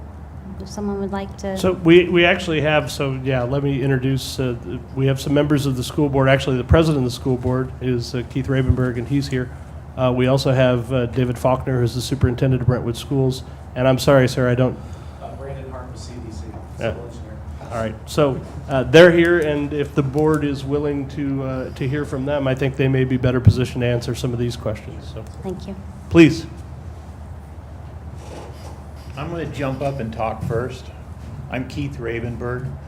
I used to know everybody here, but you got new people now. Now I know, all I know is Andy and you and Alderman Kramer. I live on St. Clair Street. I'm president of the school board. I'm Keith Ravenberg. I live at 2323 St. Clair. And I can speak to the fact that having lived there for 20 years now, the difference that has occurred. My daughter finished 5th grade at McGrath 10 years ago or 11 years ago, and she was very excited when she got to be a 5th grader because she got to be one of the crossing guards. The 5th graders went out to the street and down to the corner at White and St. Clair, and they had a little orange vest thing on, and they directed traffic. We don't do that anymore because there are many, many, many more cars in the morning. If you go by there at 7:55, it's a mess. And and so I don't complain about it because I live next to a school. I like the activity and I like the fact that people are there and doing things. But it's a safety issue, and that's what it is, and we just have to pay attention to that. The adults have to go out there and direct traffic now. It didn't used to be that way, and that's only because the vast majority of the kids walked to school back, and it wasn't that long ago, and now there's not that many that do anymore. If you were on my street 15, 20 years ago, there was a stream of kids coming up St. Clair in the morning. It's a nice sight and a nice day. It's not the case anymore. There's still some. So it's a safety issue, and so all we're trying to do is disperse it. Our original thought was just to run the traffic through and out onto high school, and the traffic study people suggested it go the other direction, and that actually is sensible, and so we're agreeable to that. And anybody's good ideas about a sidewalk here and there, we're all ears. That's what it's all about. So, I'd hope that you could approve this. There's going to be more cars on high school, and there's going to be less on St. Clair, but they're going to be somewhere. They're going to be somewhere in the city of Brentwood in the morning at that time, and dispersing them only makes sense. And it's a safety concern. You got kids over there. I don't know who else does, but It's really close to, we could have a bad accident at some point in time, and only one would be, obviously a horrible thing. It's a matter of the way times have changed, and really what it is. So I hope he can do that. That's my perspective. David Faulkner, as the superintendent, can speak from the administration's perspective and the engineer as far as specific plans, whatever you want to hear. If you have any questions for me on Alderman Lockmiller? Mr. Ravensburg, yeah. you have a lot of kids that walk along the sidewalk heading to the middle school and high school, and Yeah. they'll be walking down this sidewalk and crossing this opening, this opening to this new proposed opening. Yeah. Will there be people there helping them not cross in front of traffic? I suspect that would be a good idea. I don't know if you've thought about that, but we have these in different spots around, and I think you're right. That's probably that will create a new spot to be watching. Now, that's just a short distance down from White Street where people are going to the middle school, so there's people everywhere, and we have to look out for that. We have the crossing guard now at the Starbucks, at White Street and Brentwood Boulevard. There's different things in place. And the Also city's have one caught- at high school in Litzinger as well. Yeah, and the city's been involved in all that, and so all these things are in motion, and so I think your point is probably well taken. Somebody probably should be there. But we have adults, teachers, the principal out in the morning, and maybe that's a spot where one of them needs to be. I haven't thought about that yet, but and maybe David has. Actually, yeah, I can. So right now, what happens in the morning is the cars enter on the south side and they exit on the north side. Right. But so there's a little loop right there in front of the school. And what happens is in the mornings, you have young children crossing in front of the exiting traffic and then again in front of the entering traffic, and the adults are out there coordinating that activity every morning. I suspect what will happen now is you'll still have the exiting traffic to deal with, but now the entering traffic is just going to move to the other side of the property. The advantage is you have the older children who are middle school and high school age down on high school that hopefully have a little more sense than to walk in front of the cars. Well, I have a But I'm not betting on it. I have a high schooler, and she will not let me drop her off at school. Well, She prefers to walk. I'll bet. Good for her. Has anybody got anything else that I can answer? Alderman Kramer. Yes, Your Honor. Mr. Ravenberg, can you take me back to the nexus point, the point at which the decision was made to bring this application to the city? Is it a response, a reaction to a lot of complaints over time, or is it a proactivity by the district to arrange a better, safer entry? I think it's probably both. David Faulkner might be able to speak better to that, but I'm not sure the level of complaints, but we're all aware of it. Me being somebody who lives on St. Clair, if I happen to get up late in the morning and I'm usually gone to work before the traffic builds up. But if I'm not, it's there, and it's just apparent that we should do something about it. So as far as specific complaints, they would Let me suggest this, since Mr. Faulkner is here and the engineer is here, why don't we let them have to say what they're going to say, and then if there's any remaining questions, I have a feeling that whatever they might say might answer some of the questions in advance, so it might be more efficient. The only thing I'll say in advance is I hate to spend money on anything in schools that's not going to show me an educational outcome. But the safety of the children is really more important than that. And to answer your question, Alderman Kramer, I've been in the district 13 years now, and so I have seen in one way or another the increase in traffic and the complaints. And just as you mentioned before, we've had at least 3 adults out there every morning trying to manage traffic, and it's been very difficult. And so we've had complaints for a long time. We haven't been in a financial situation where making this kind of improvement to the property would be something that I would have recommended as prudent. But you may be aware we've received a large amount of tuition money from some of the unaccredited transfer districts, and so we had not built that into our budget, and so I thought that this was a prudent time to make this improvement to the property. And we hope very much in the future that we're going to make some significant improvements to our buildings. Next year we'll be doing facilities study to decide what that would be. So no matter what happens to McGrath as a building in the future, this would be a permanent improvement to the property, which is very important to me. I don't want to spend money on something that later we end up not needing. And but in terms of the logistics, and I can't really talk about the engineering, we definitely still will have the adults out there helping the kids. We had adults out there doing it now, rain and shine and all those kinds of things, and they'll just be on the opposite side. So are there other questions that I can answer about any part of that? Alderman Dimmitt. Thank you. Just by way of clarification, so you have adults out there helping the children. Will that extend down to the intersection of the T with Harrison? Harris, we would High have school, them. Harrison and high school, there's a crosswalk there right now. And what you're Right. proposing to do is to install a sidewalk. Yeah. That, it seems to me that where the children are coming from, if they're going south on high school. Right. On the sidewalk past the high Right. school, they're gonna cross over the entrance, Right. the new driveway, number one, to hit that sidewalk, which we want them to Yes. do. And number two, you're gonna have children going westbound possibly from Harrison and crossing, there's a crosswalk depicted on the Right. on the site plan. And all I'm asking is there going to be some type of mechanism or procedure in place in terms of crosswalk guards or adults to make sure that since we're adding 120 cars onto high school, that those children who are crossing high school and those children who are crossing the new driveway, that we're not just relying upon the drivers Exactly. to stop. No, yeah, the adults that we have had trying to manage all the in and out traffic, we can send to the other end, and usually two of them. So we'll be able to observe that and respond as necessary. But nobody's getting off of traffic duty; they're just going to the other side of the lot. Well, and again, I would like to commend the school for, number one, in proposing or going ahead with that recommendation concerning the sidewalk. And number two, taking CBB's recommendation to have the westward traffic only instead of dumping it out. As Lee had noted, that allows the queuing of the cars. Right. Otherwise, it really doesn't relieve any of the problems up on St. Clair. It's not a perfect solution, but I know from being on planning and zoning, all we can do is rely upon the opinions of the engineers. And Exactly. it sounds like we've got a good plan in place, and I'm behind this 100%. Other Any other questions for Mr. Faulkner? Alderman Kramer. Yes, Your Honor, just a point of clarification. Now, I'm not intimately familiar with the area on St. Clair, and my question is, when this is incorporated and installed, there will not be a need for any traffic to,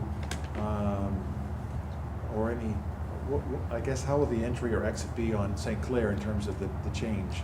Only be one way from High School Drive, and we may need to, and I have to look back at the plans, for handicapped access, we may have to keep that, but there won't be any way for anybody to enter from St. Clair in the morning or the afternoon. So the drive itself will be gone then? Half moon? No, it's not going to be gone. There's going to be cones placed. Right, yeah. In the morning and in the afternoon. Okay. There'll be cones placed on that the southern entrance to St. Clair, so that only the northernmost entrance could be used as an exit only. Gotcha. Thank you. Any other questions? Thank you, Mr. Hawkins. Mayor, members of the board, good evening. My name is Brandon Harp with CEDC, the civil engineer of record for the project here for Brentwood School District. Based on the summary of the history and the site plan, it's been very thorough and all accurate. So there's not a whole bunch more I can add to what was discussed, but I'm happy to answer any questions regarding how we got here, the design, anything related to that if you do have any questions. Any questions? Brandon, I have just one. Sure. And I want to thank the school board for, again, taking the consideration of the sidewalk into effect. It wasn't clear to me from the drawings how the children are going to get around to the front of the school. Good question. So can you I walk can. me through that? Yes. At the second submitted site plan that we presented at the Planning and Zoning Commission, we actually did not have the sidewalk from high school to the building. The reason why is because there really isn't a pedestrian path to get around the north side of the school based on the width of the parking lot. There are topography issues as you go around. The grade rises as you go from north to the western part of the building. In talking to the school district, what we did was, and at the request of the Planning and Zoning Commission, we're installing a gate into the fenced area, which is south of the driveway. So the driveway will be separated from the play area with a fence. So the gate and sidewalk would go to the south side of the fence or outside of the area where the driveway is. It would extend westerly and it would hit the existing asphalt playground. The school district would then have the gym area, which is on the eastern side, open for students also to come in that area as well as into the main entrance on the north. So both areas will be an access point, will be handled by staff, and will be secured safe locations for students. The original concern, or the original design, was to go around Litzinger and walk around. There was a lot of opposition with that from the Planning and Zoning Commission, and the school district agreed, no problem whatsoever, to add that gate and the sidewalk. Thank you. You're welcome. Any other questions? Thank you very much.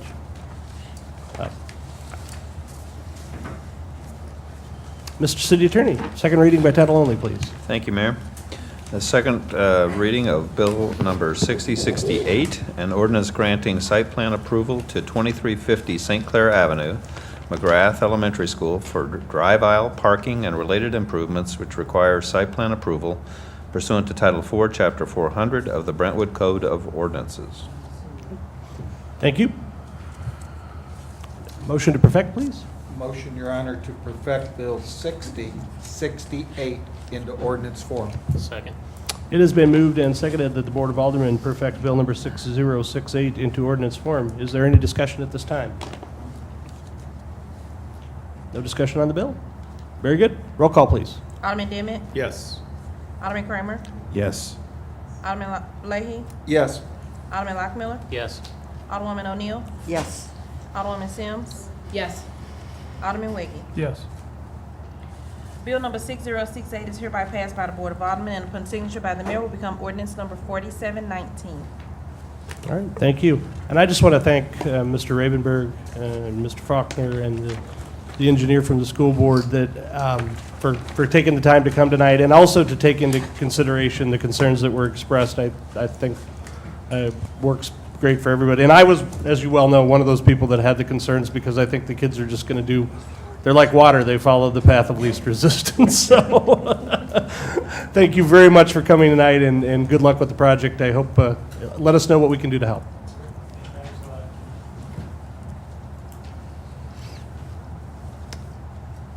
Next item on the agenda is, let's see, 6070, bill number 6070. Mr. City Attorney, first reading by title only, please. Thank you, Mayor. Bill number 6070, an ordinance of the City of Brentwood, Missouri, authorizing the mayor and/or city administrator to enter into and execute an agreement between the City of Brentwood, Missouri and SSM Medical Group, Inc., and providing for the effective date of this ordinance. Thank you. Alderman Kramer, synopsis, please. Yes, Your Honor. The Fire Service Wellness and Fitness Initiative, Bill 6070, covers an ordinance authorizing the mayor or city administrator for the City of Brentwood to enter into a contract with SSM Medical Group that should provide wellness and fitness evaluations to the Brentwood firefighters on an annual basis. The language in this bill was also reviewed by the city's Public Safety Committee and recommended positively. Bill number 6070. Thank you. I believe Interim Chief Curtin has information for the board on this one. Thank you, Mayor. Are there any questions? Alderman Leahy. Thank you, Your Honor. On page 2 of 7 is where I'm going to start. The protected health information establishes that we're going to do this fitness check, but the city gets no information back. But it earlier had talked about categorizing A's, B's to work with. How do we get that information if none of it's being released according to this?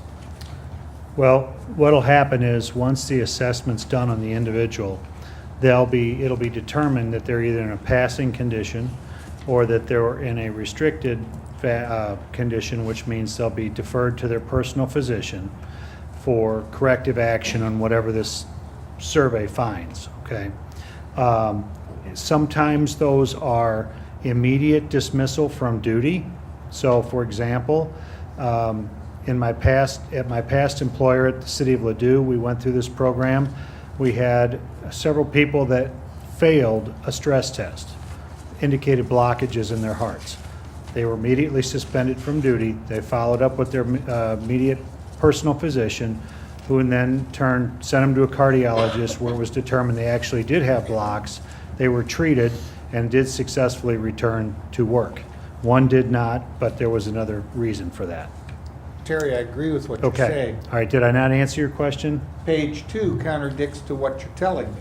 All right. Page 2, under protected health information, to protect the confidentiality of the participating individuals, detailed medical information will not be released to the participant's employer. City of Brentwood gets nothing back from SMM that says this person should be restricted duty or not according to this. Or am I misreading the paragraph? Well, excuse me. Let me find it in here. Okay. There was a...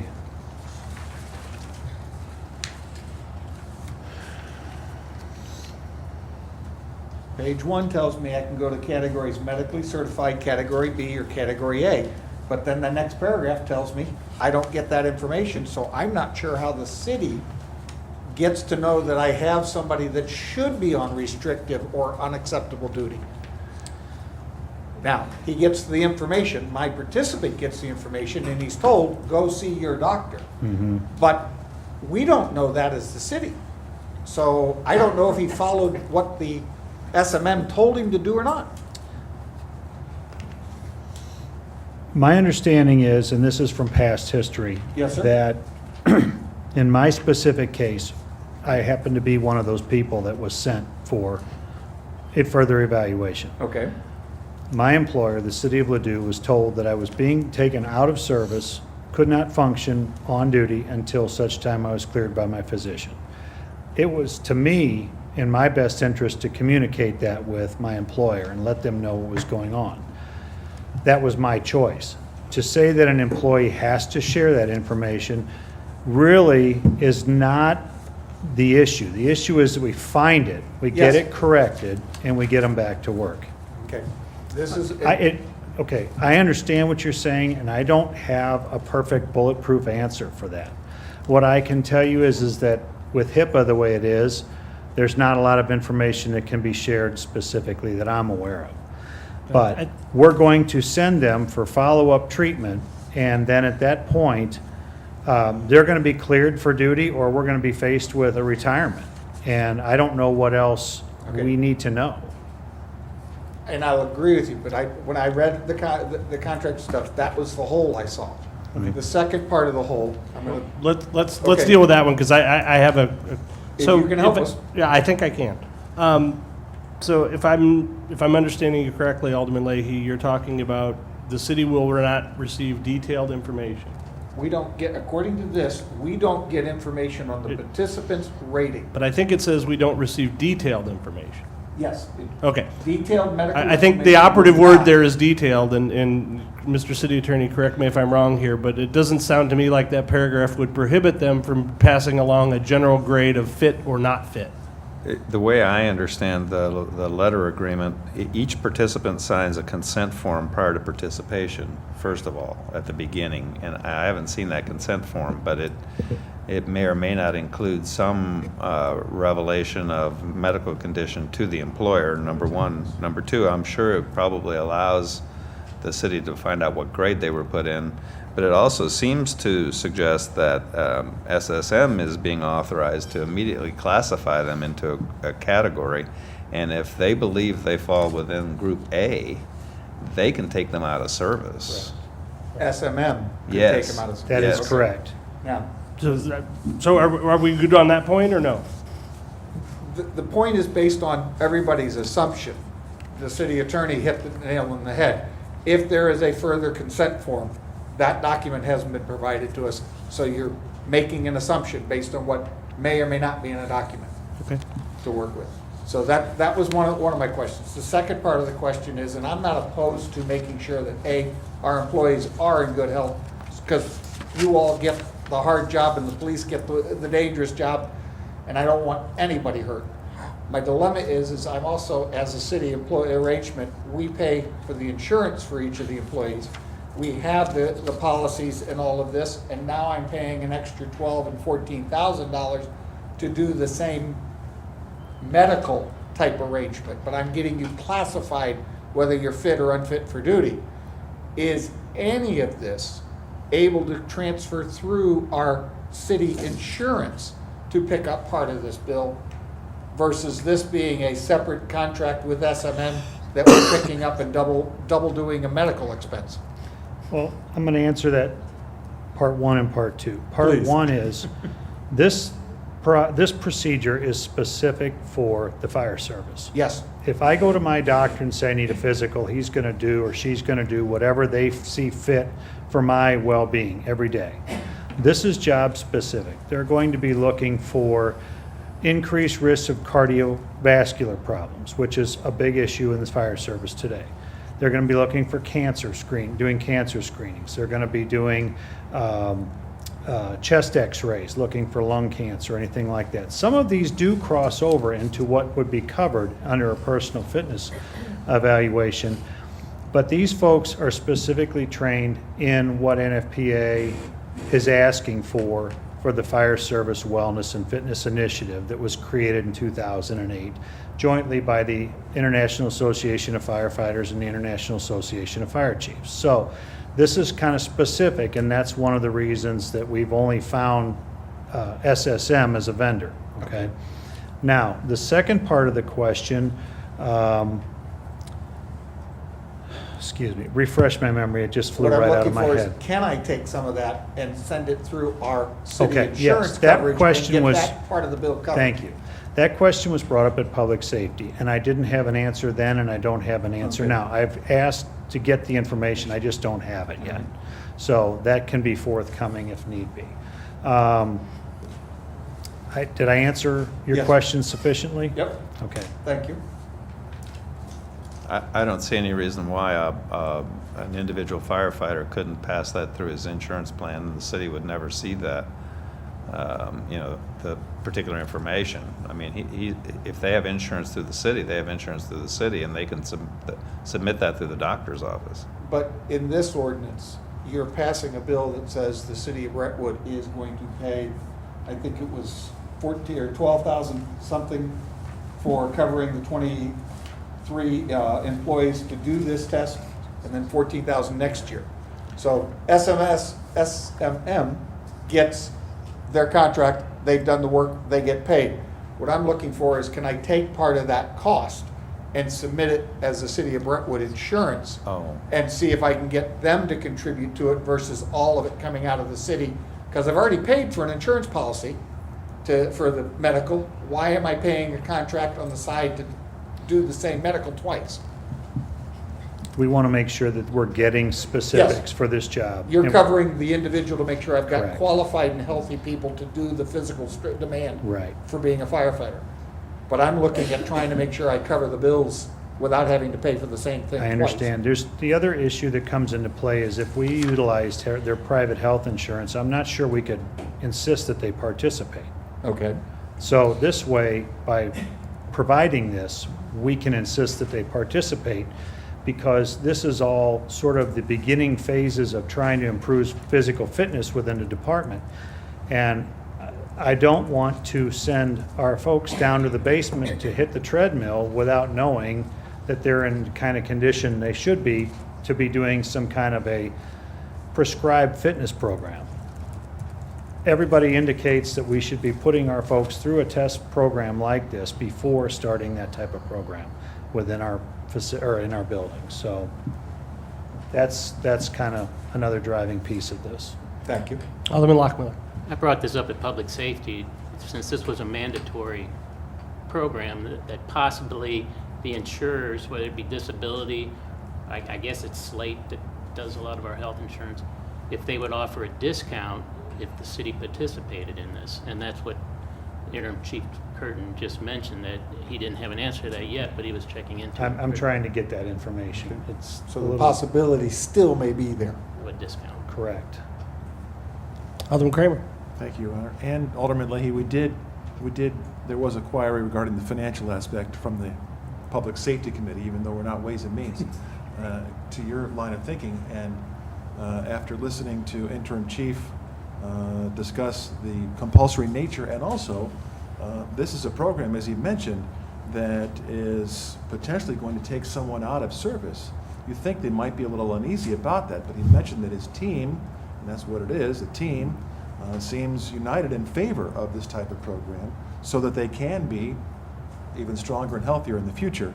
And we thought, as a committee, I feel, that that was a good investment on behalf of the city. Thank you.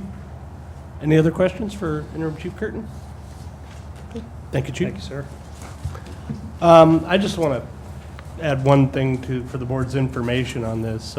It was brought to my attention that it was compulsory, and so in an abundance of caution, our city attorney has pointed out that if it's compulsory, it will need the approval of the union. And so I've talked to the shop steward, and I am going to, if the board passes this bill this evening, I will hold off on signing the bill until I have some written assurance from the shop steward that the union has consented to the participation in this program. So, all right. Mr. City Attorney, second reading, please.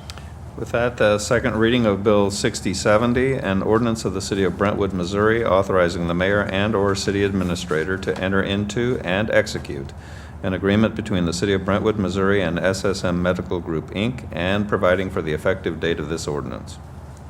Thank you. Motion to perfect, please. Motion to approve, Your Honor, Bill number 6070 as presented into ordinance form. Second. It's been moved and seconded that the Board of Aldermen perfect Bill number 6070 into ordinance form. Is there any discussion?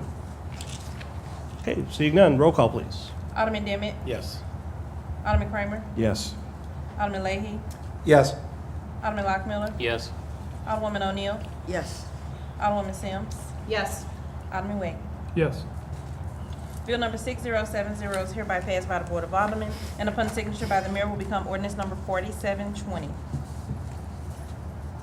Okay, thank you. Item number 13A on the agenda, resolution this evening. We have resolution number 1053. Alderman Kramer, can you read the resolution, please? Yes, Your Honor, the resolution 1053, in a sum of words, the bandwagon generator says this is the resolution to accept Cummins Mid-South LLC Incorporated as the sole source provider to replace the city's bandwagon generator used by a recreation department for various events. Section 135-.100 of the Brentwood Municipal Code says the Board of Aldermen may, by resolution, approve negotiated procurement of goods or services of a value in excess of $10,000 without requiring formal competitive bids if the Board of Aldermen determines from all information submitted to it by the purchasing agenda and/or by the using agency that such goods or services are such specialized or non-standard nature that they can be acquired only from a sole source of supply, and that no similar standard goods or provider would reasonably satisfy the city's requirement. This is contained within the language of resolution number 1053. Okay, thank you. Mr. Hohenstein is here in case the board has any questions about this resolution. Anybody have any questions? Okay, seeing none. Motion to perfect resolution 1053. Actually, all we need is a motion to, well, perfection. I guess we'll call it perfecting. Approval. That's fine. We'll move to adopt resolution 1053. How about that? So, it's been moved to adopt 1053. I'll second. It's been moved and seconded that the board adopt resolution number 1053. All in favor, say aye. Aye. All opposed? We have unanimous approval of resolution number 1053. Item number 14 on the agenda, accounts against the city. Alderman Dimmitt. Mr. Chairman, I have reviewed the warrant list with the city administrator, and I would move for approval. And I'm hearing crickets. It's been moved and seconded that the board approve the warrant list as submitted. Is there any discussion? Alderman Leahy. I'm on page 2 of 4. I'm at the Lou Fuse Ford capital expense for 3 vehicles. I was aware that we only lost 2 vehicles in the one pursuit. I'm not sure where the third one came from. Was that based on rotating the car out at the time and just upping it to 3? I'm going to defer that to Alderman Dimmitt if you know the answer. I will refer that to either Lisa or the chief. Chief Fitzgerald's coming to our rescue. Those are 3 brand-new vehicles we just bought. Understand, 2 of them were to replace the vehicles that we lost in the one pursuit. We didn't lose any vehicles in the pursuit. The vehicles that were damaged in the pursuit have been repaired. Ah, okay. So these are 3 that we are just rotating out old Yes. cars and bringing in new? Correct. So that was already in the capital? Correct. And if I'm not mistaken, Chief, is this the last shot? Are all the vehicles replaced now? I thought. Well, we replace vehicles on a yearly basis, Yeah, but that'll okay. be it for this year. But this is the last, the Dodges are all gone and we're on I to think we the. have one more done. Okay. Thank you. Straggler. Second question, if I may. Your Alderman Honor. Leahy. Staying on page 2 of 4, Planning Design Studio. We had a $20,000 charge for the design of park comfort station or the restroom. I thought those were really kind of standard, and that seems a high engineering cost to put a restroom together. Is there? I'm sure it was part of the budget that we approved for but I don't know that to be a fact. It says it's approved in the budget, but I'm just going, that's an awful lot of money for designing a bathroom. I mean, I'm almost positive we probably went ahead and pursued it the same way we would have any with, the same type of order and everything we do with work orders that we do with Planning Design Studio. I don't know if that price though is Unfortunately, Director reflection of high Grunenfelder or is on low. vacation this week, so Okay. he might have more detailed information. I don't know. Tim, do you know anything specifically about that, or?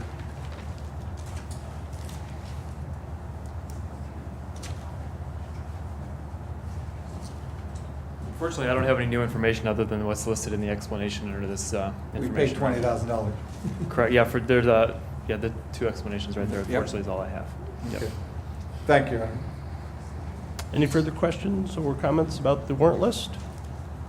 Okay, seeing none, it's money. Let's have a roll call, please.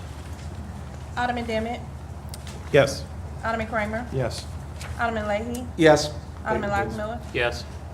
Alderwoman O'Neill, Yes. Alderwoman Sims. Yes. Alderman Wick. Yes. Okay, the warrant list is approved. Item number 15 on the agenda, reports of committees and department heads. Under my report, I have 2 things that I need to do tonight with respect to appointments. I'm going to go off the script first. So, as you know, Alderman Slusser has been replaced by Alderman Wege, and I need to appoint Alderman Wege to a committee.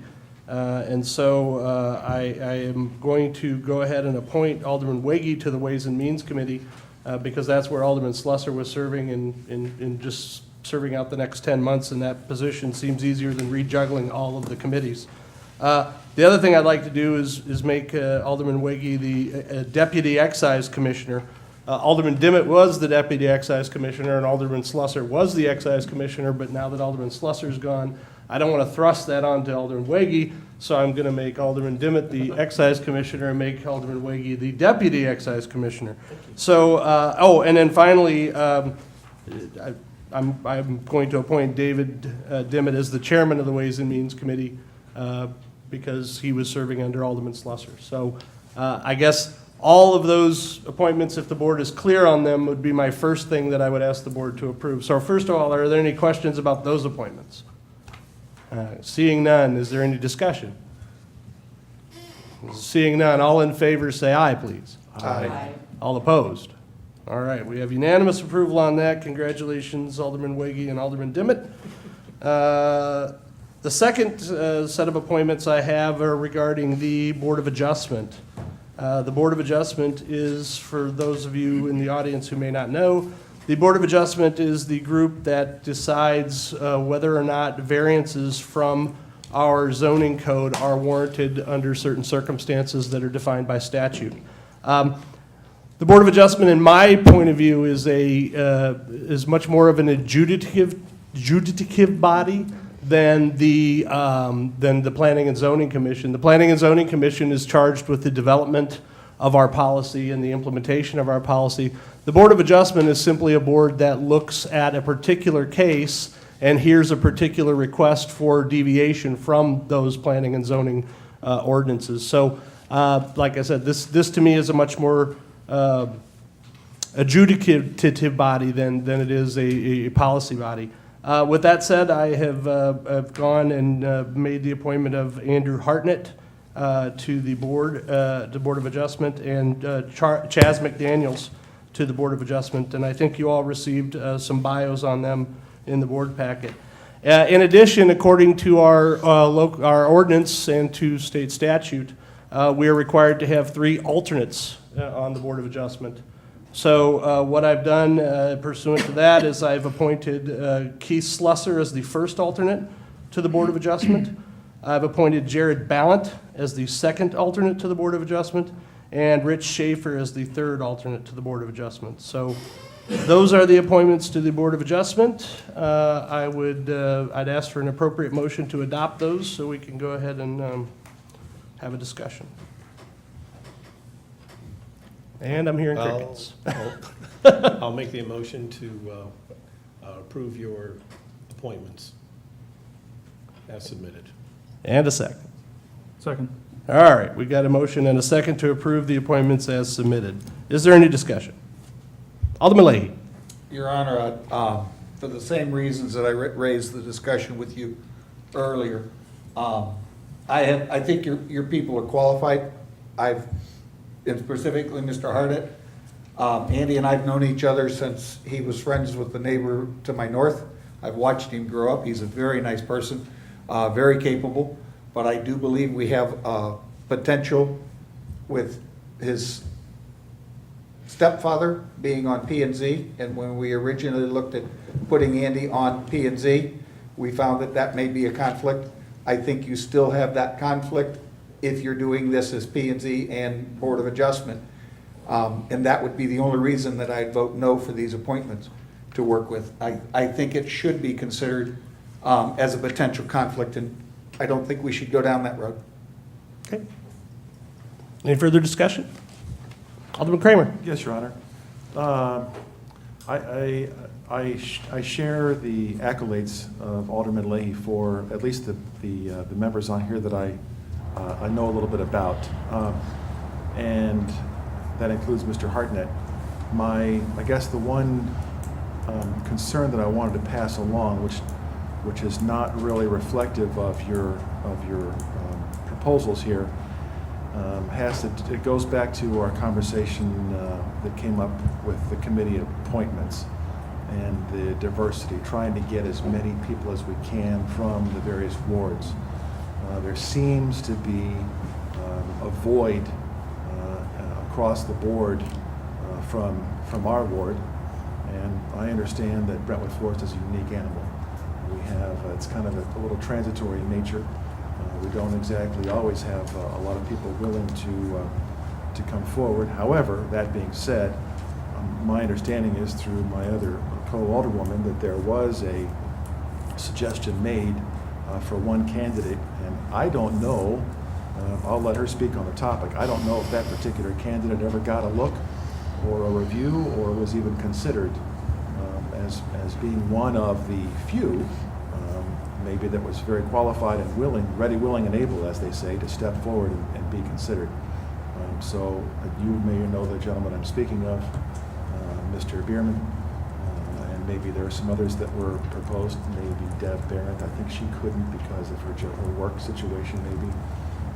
But I wanted to express that concern to you, that I am hopeful that we can, as a group, moving forward, if there is a ward, whatever ward that is in our city that seemingly is underrepresented or underserving, that we try and take an extra step to work towards adding to more balance in that regard. Thank you, Ron. Thank you. Any further discussion? I'd like to echo Alderman Kramer. The fact that Ward 4 has 0 appointees out of 39 means that we really should make an effort, extend it to people who are competent and who are interested in doing something. and knowing we have one gentleman who does have a very good background for Board of Adjustment, perhaps more construction-oriented than some of the people that are proposed here, makes me concerned that we have a capable person who's simply being overlooked.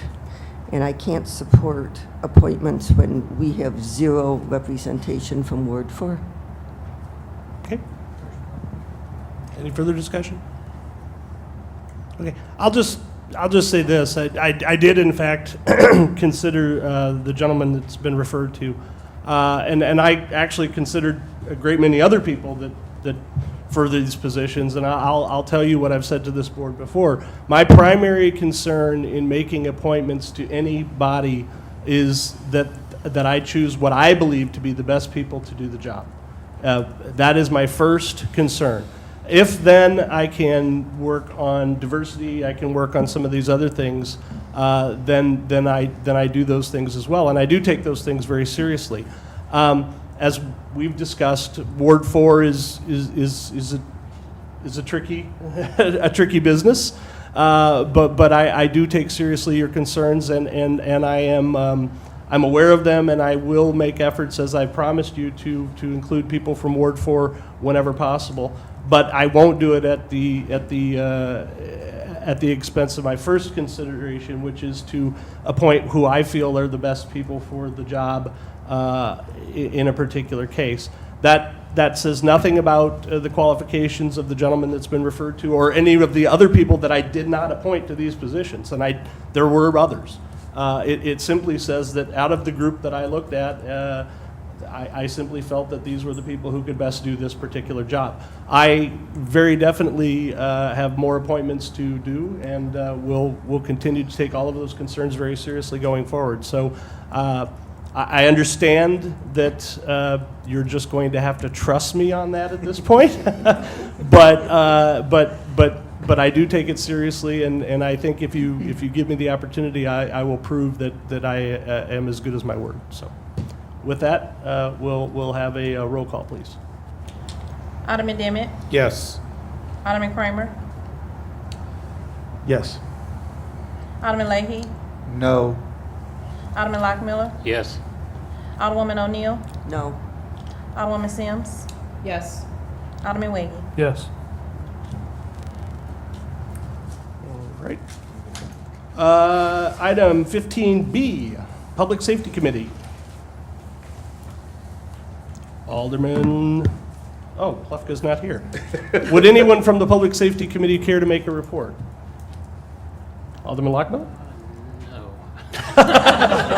Fair enough. You're not required to. I'm trying to remember what day that was. I understand. So, Public Works, Alderman Leahy. The next meeting is the 15th of July at 4:30 here in the council room. Madam Director of Planning and Development, do you have anything to report? Not at this time. Thank you. Thank you. Ways and Means, Alderman Dimmitt. Yes, we do, apparently. Having just been I sure hope you do, because there's stuff on my agenda. Ways and Means Committee.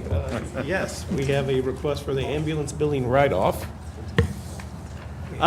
Yeah, actually, I've asked the city attorney, well, I understand Chief Curtin has some information for us, so we'll hear from him first, and then I've actually asked the city attorney to address this, because in your board packet was a rather confusing letter from an attorney at Brown and Crouppen, but I think our city attorney can tell you quite simply what that means. So with that, Interim Chief Curtin. Okay, so we received that letter on behalf of that client from their attorney requesting that we write off a portion of the ambulance bill.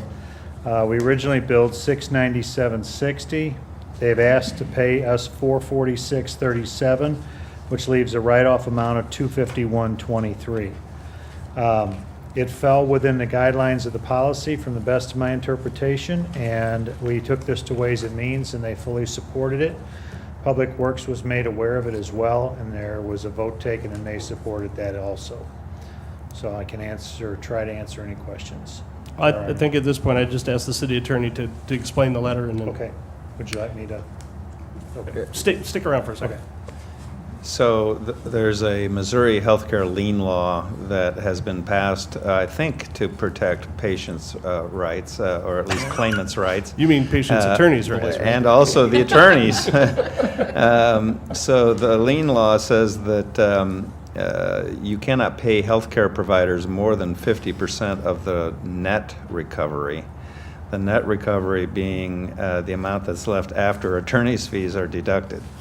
In this case, Brown and Crouppen took 38.5% of a settlement of $42,500, which left $26,209 roughly.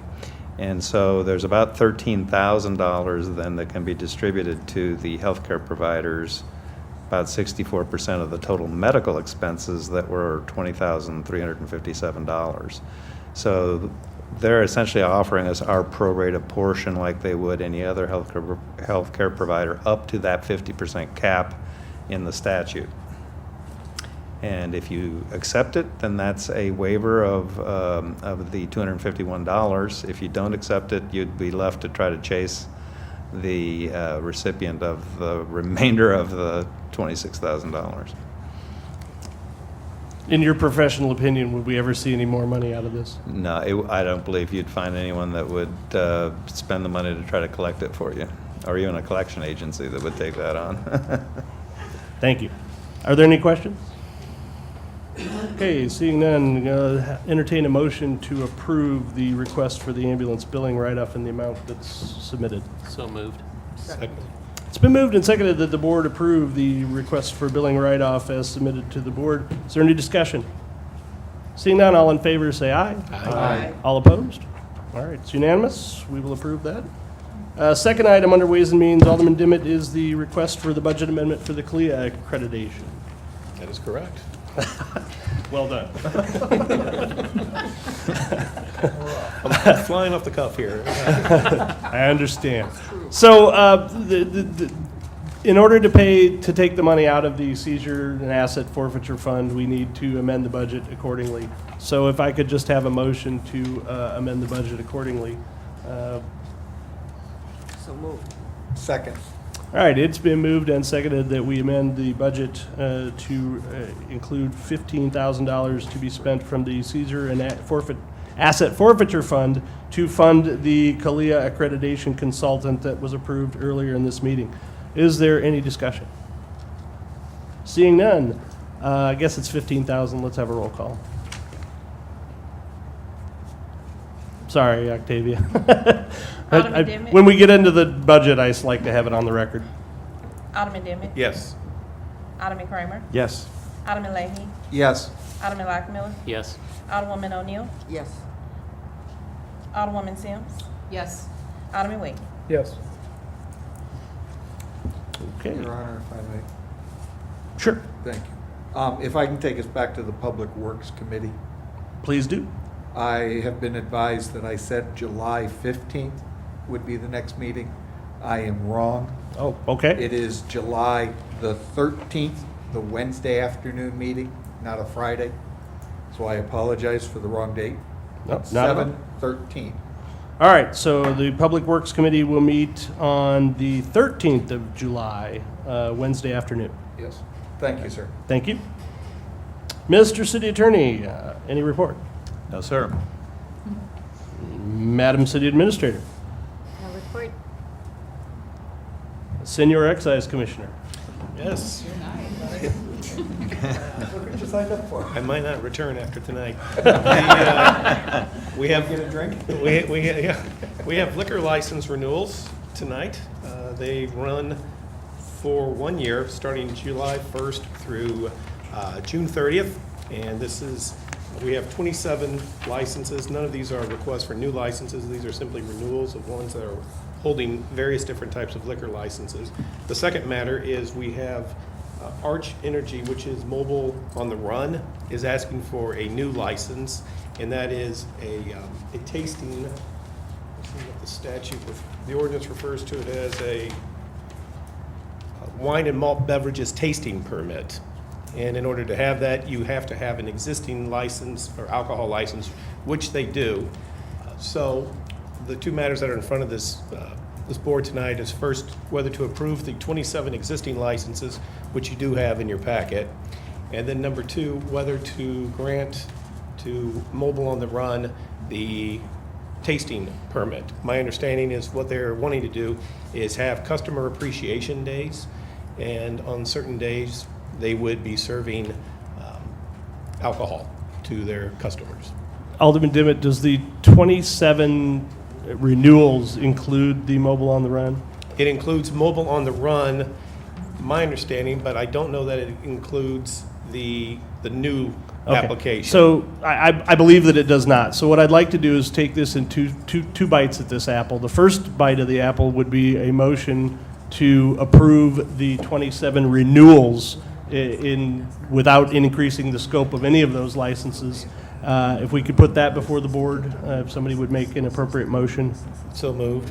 Second. It's been moved and seconded that the board renew the existing 27 liquor licenses as submitted without increasing the scope of any of them. Is there any discussion? Alderman Kramer. Yes, Your Honor. Just for point of clarification, this Arch Energy Mobile, apparently, if we're renewing it, has a Sunday and a regular packaged liquor license. I believe that's correct. Yes. So the tasting is on here. I guess it's as a separate, that's going to be the Yeah, what I'm aiming for is to take that up as a separate matter, but renew their existing liquor. They have a liquor license, and I believe they have a Sunday license as well. I'm in there probably 3 times a day, so. But not mine. But not for liquor, yeah. Wow, that came out wrong. Clarify that. Yeah, that came out really wrong. On Sunday? I drink a lot of Diet Coke. On Sunday and every other day of the week, so yeah, apologize. So, Motion and seconded. all right, so it's been moved and seconded that the board approve the existing 27 liquor licenses. Is there any discussion? Okay, seeing none, all in favor say aye. Aye. All opposed?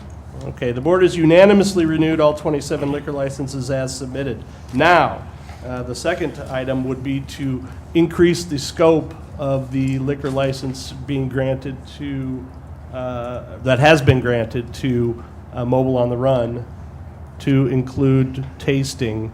Mr. City Attorney. Can I just a point of clarification? Sure. I believe what you have are 27 licensees, and each number of the licensees actually have multiple licenses that were being approved. Oh, I'm sorry. So I don't think you were approving 27 licenses. You were approving all of the licenses that are in existence for the 27, correct? Thank you for the clarification. So what I'll do is I'll ask the board if just by a show of hands, does everybody understand that what we were doing is actually approving all of the licenses that were currently in existence without increasing the scope? Yes. Okay, very good.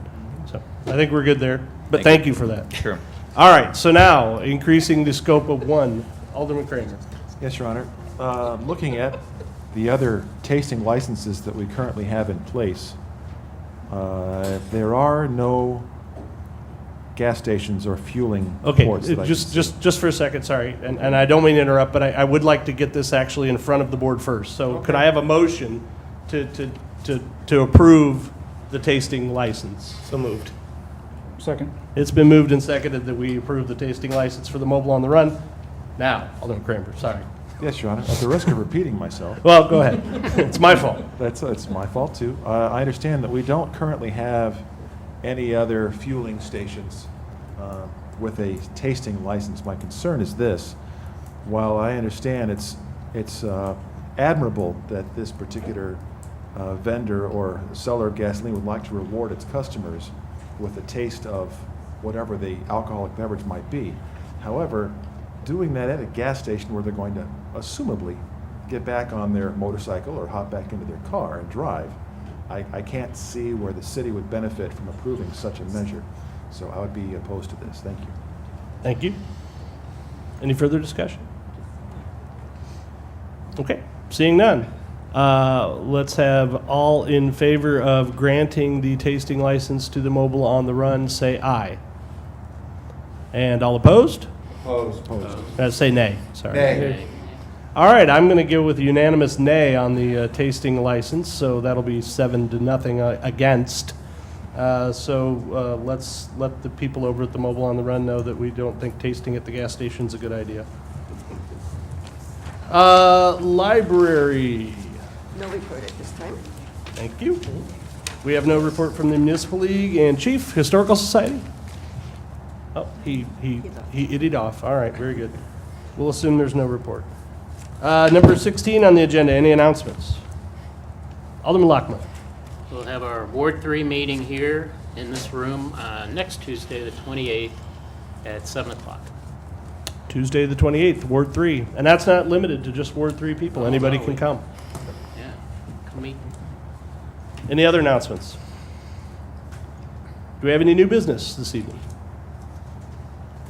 Item number 18 on the agenda, hearing of any matter of public interest upon the request of any person present. If anybody would like to come and address the Board of Aldermen, please step forward. You'll be given 3 minutes to do so. Takes me 3 minutes to walk up. You know what? I'm going to add on that additional time. Louise Charbonneau, 8833 Madge. I have to support Alderwoman O'Neill and Alderman Kramer with their request for appointees to any of these boards from Ward 4. I know that we had discussed this issue and also the issue of family members serving last April when the mayor first made his appointments. There are 5,604 registered voters reported in Brentwood by St. Louis County in April of 2015. I don't see the need to duplicate from any given family. I don't see the need that, and those wards are all fairly the same size, 1,200, 1,300 people, that there aren't qualified individuals from all 4 wards, that there aren't qualified individuals who aren't relatives to anybody else, especially when an issue that may go to the Board of Adjustment that has appeared at Planning and Zoning. I believe last year, when this issue first came up, the board perhaps had an intent to put some type of ordinance together on this issue, recognizing that the law gives the total control of the appointments to the mayor, but I don't know that there couldn't be that these restrictions with regard to representation of all the wards and not family members. Thank you. We need to look into this again and maybe follow through. Thank you very much. Thank you. Would anyone else care to come forward and address the board? Mrs. Bowman? Thank you. I'm Tony Bowman from 8901 Bridgeport Avenue, and I'm here as Secretary of the Board of the Brentwood Century Foundation. I just wanted to address the discussion that you had about the funding.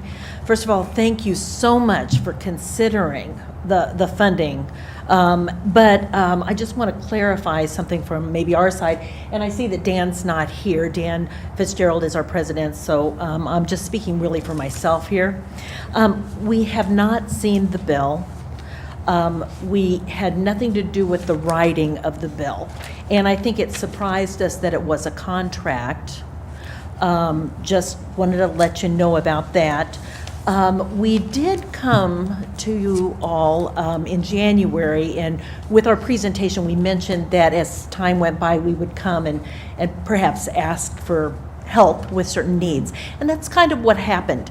In March, we had a certain need. We were building our website, trying to get that going, and we really needed $4,000. Honestly, that's what we needed. So we came to the city and through BOLA and some emails, and that's how much we were needing, and what we still really need right now as we're launching. But I do know that there's some discussion about how to continue funding us and whether, how you all can help us as we go. So I think that out of that discussion came about what you have on your plate right now, okay? But as of right now, I think that that's what we really need. And that may be all we need for this whole year. You were talking about finding ways to bring it, to find that money in your budget for this year. Maybe you don't even need to find it this year. Maybe just think about us in the years to come, as you prepare. The other thing I wanted to let you know is that Thursday night, we're having our first meeting of the full board. And there'll be 13 of us. There could be 15 in the near future, but there will be 13 of us. It's at 7 p.m. And so our full board will be meeting, and I know we'll discuss this. It's going to meet at a West Community Credit Union in the evening, and it is in their conference room. But I think that what I'm going to propose to them, and this is just my thoughts, I think that perhaps we need to just come to you every time and ask for specific amounts, and that we can predict through this group in the future, you know, what amounts we might need in the future. I can only see so far at this time because it's new. And that's all. If you had any questions for me, I'd be helpful. You know, I'd love to answer, but thank you. Thank you. Would anyone else care to come forward and address the board? Going once, going twice? All right, aldermanic response? Alderman Lay. I'll try to address Louise's concern. And I guess I'm asking the city attorney to do a little research because I don't know the answer. But in earlier discussions, I believe we addressed that the members of Planning and Zoning and the Board of Adjustment do get compensated for their meeting time. But that doesn't specifically make them employees of the city of Brentwood. At least I think that's the way we defined it. But because they get a city check, does that put them under the handbook requirements for the employees, and then the nepotism and requirements come into play? And I think that's what Louise was looking at as to what we do or do not have. And I think when we addressed this in the past, it was defined that the citizens sitting on the board and compensated for time did not necessarily make them employees, and thus the handbook doesn't apply. That would be my expectation, because they're not employees, they're appointees, and I don't know whether they are compensated or not. I believe Planning and Zoning gets $100 for the month, and Board of Adjustment gets $50 per meeting. Okay, and I'm sure that's to cover expenses and not actually payment for their time, because I don't believe the statute Could allows hardly be that. payment for their time. Yeah. We're being sworn at. Yeah, so I'm sure that's probably expenses. But on the nepotism issue, it's only nepotism if you're in a position to appoint someone, and you appoint someone that actually is related to you by blood or marriage. Yeah. And so the fact that you have family members serving on two different boards wouldn't be nepotism. Thank you. Also, I would point out on the conflict of interest issue, it's rare for the Planning Commission to do anything that has ultimate control over someone's rights. They are a recommending body, and so anytime there's a zoning action, it's going to be by this board. At the Board of Adjustment actually doesn't hear rezoning matters or anything to do with rezoning matters. They only hear exceptions to zoning laws that are already in place if they happen to be too onerous given the nature of their lot, and it has something to do with their topography and how they can use the lot or can't use the lot given the strict interpretations of the codes. And they can also appeal determinations by the Planning and Zoning Director. But they don't actually review anything done by the Plan Commission directly. Thank you. I think that answers Louise's question. Yeah, I don't know. If there are any other aldermanic response? I was simply going to respond to Mrs. Bowman's comments. Really, I'm to blame for all of this. Dan and I had a discussion about the foundation needing some essentially seed capital. And my feeling is that, obviously, since we're going to be working so closely together on this, that,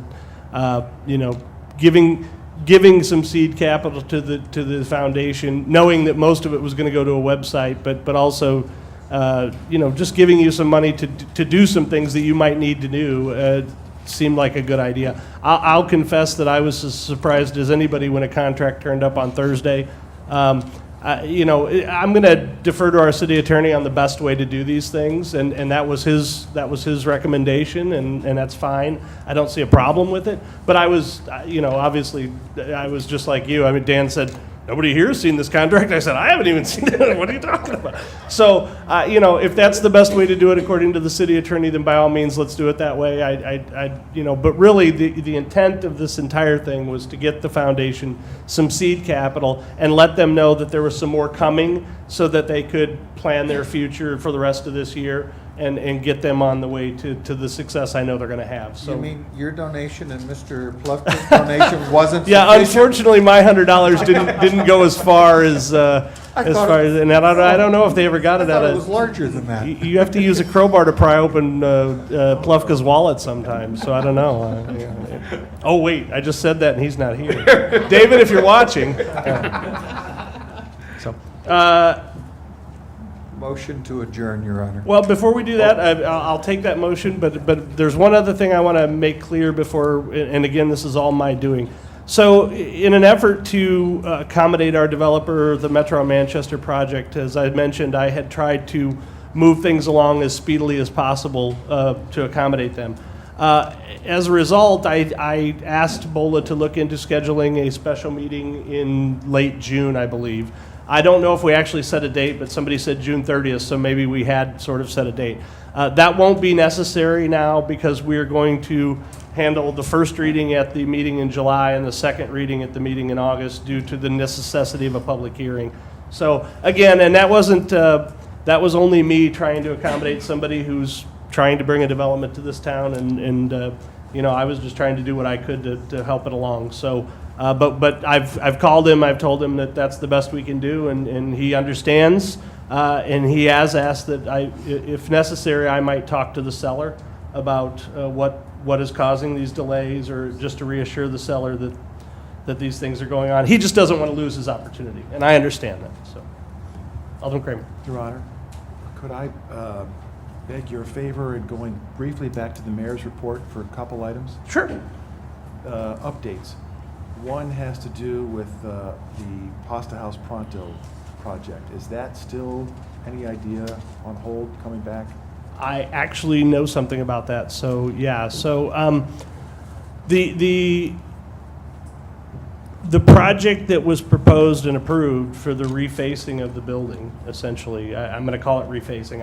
I don't know what else to call it, but it is actually on hold due to some significant structural issues that were discovered, and due to I guess some sort of discussion that occurred between the current tenant and the building owner. So I only know that because, as you know, my wife's a tenant. Yes, sir. And she's not part of that discussion at all. But we do know from Mr. Hagan that there were some it wasn't quite as easy as it was thought to be, and there were some concerns expressed by, I believe it was Pasta Pronto, with respect to that. So Okay. I believe that project is on an indefinite hold. Okay.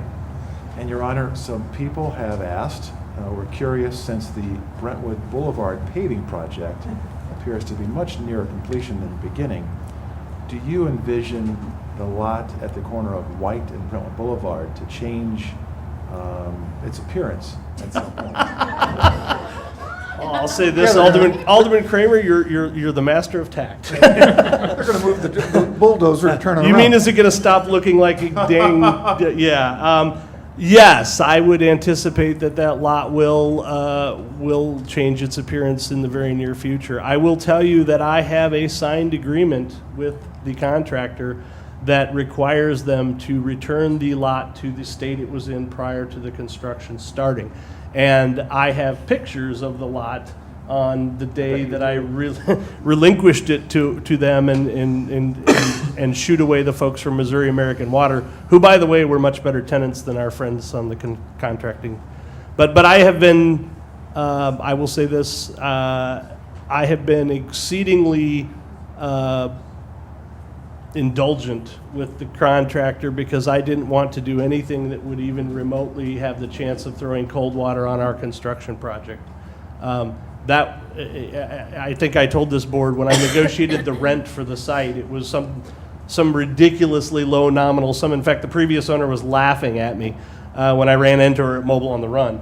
Have a tasting event? Yeah, no, just buying soda. But she was laughing at me at how bad a negotiation I had done, and then I informed her that my goal was not to make any money on the deal, but simply to get the project done as quickly as possible. And so, Your Honor, when that is completed, that will not be the future home of any insurance office? Will it be another commercial entity? It may well be the home of another insurance office. So our lease with Mr. Hagan is a 5-year lease, but it has provision in it for certain things. And my view is, based on the current data, and this is a conversation that we can have in some detail at another time, but my current estimate, based on my recent meeting with the Missouri Department of Natural Resources, who's handling a whole other part of this deal, is that the soonest we would be able to begin something on that lot would be approximately 18 months. So I think that the prospect of having an insurance office on that property within, say 5 years from now would be still alive and well in my wife and I's mind. Okay. So Thank you very much. Alderman Wagey. One question. So on the Metro Manchester, if the first reading is in the July meeting, will the hearing be part of that meeting? And this is kind of a neophyte question. Actually, yeah, the public hearing would be a part of that meeting. Okay. Yeah. Thank you for the clarification. Any other questions? Oh, yeah, I'll go ahead and try to announce this correctly here. This is a preview of coming attractions for those of you who will be reading in the newsletter shortly. I have commissioned a celebration of the completion of the Brentwood Boulevard resurfacing project. So what I've asked Eric to do is put together a Dancing in the Street party. And we're going to go ahead and take the entire lot out in front of the rec center. We're going to turn it into music and barbecue and some drinks and food for everybody. And we're actually going to take a portion of Brentwood Boulevard offline for a while so that the citizens of Brentwood can literally dance in the streets to celebrate the completion of Brentwood Boulevard. So that party will take place on August the 5th. That's a Friday evening. It's planning to start, I believe, sometime around 5:30, and it will continue until, the last people stagger down to O.B. Clark's or whatever. So no, I don't know. Eric is putting together all the details. He's done a wonderful job of putting together the mayor's happy hour and all of that. So I'm sure it'll be a fantastic party, and I hope everybody will come out and celebrate what I think has been a fairly I know it's been a long and hard road, but I think ultimately the light at the end of the tunnel was not, in fact, an oncoming train, but actually a successful completion to the project. So. Alderman Leahy. Suggestion to Eric, if he could get a few of the automobile service dealerships in Brentwood to offer a free alignment. You know what? I would bet that we can scare a couple of those off. I think it would be good. That's a very good idea. I'll take that. I'll give that one to Eric to run with. Just one final comment, folks. And look, I really do like this open exchange here that we're doing. Unfortunately, it's not really a part of the business meeting, and you know how I am about Robert's rules. So what I would encourage you to do is come around to the mayor's coffee. We can certainly have these discussions in that level of detail, or let's meet and see if we can't figure out a way to do this on a regular basis if there's interest. And I know it's possible. We just would have to do it. Well, I've got some ideas. So, I guess what I'm saying is I like doing it. I don't want to make a habit of it for the meeting, but let's talk about, if there's a desire to do it, let's talk about how we can get it done. All right, Alderman Leahy, I believe you made a motion to adjourn? Yes, sir, I did. Was it seconded? It is seconded. All in favor say aye. Aye. All opposed? We're adjourned.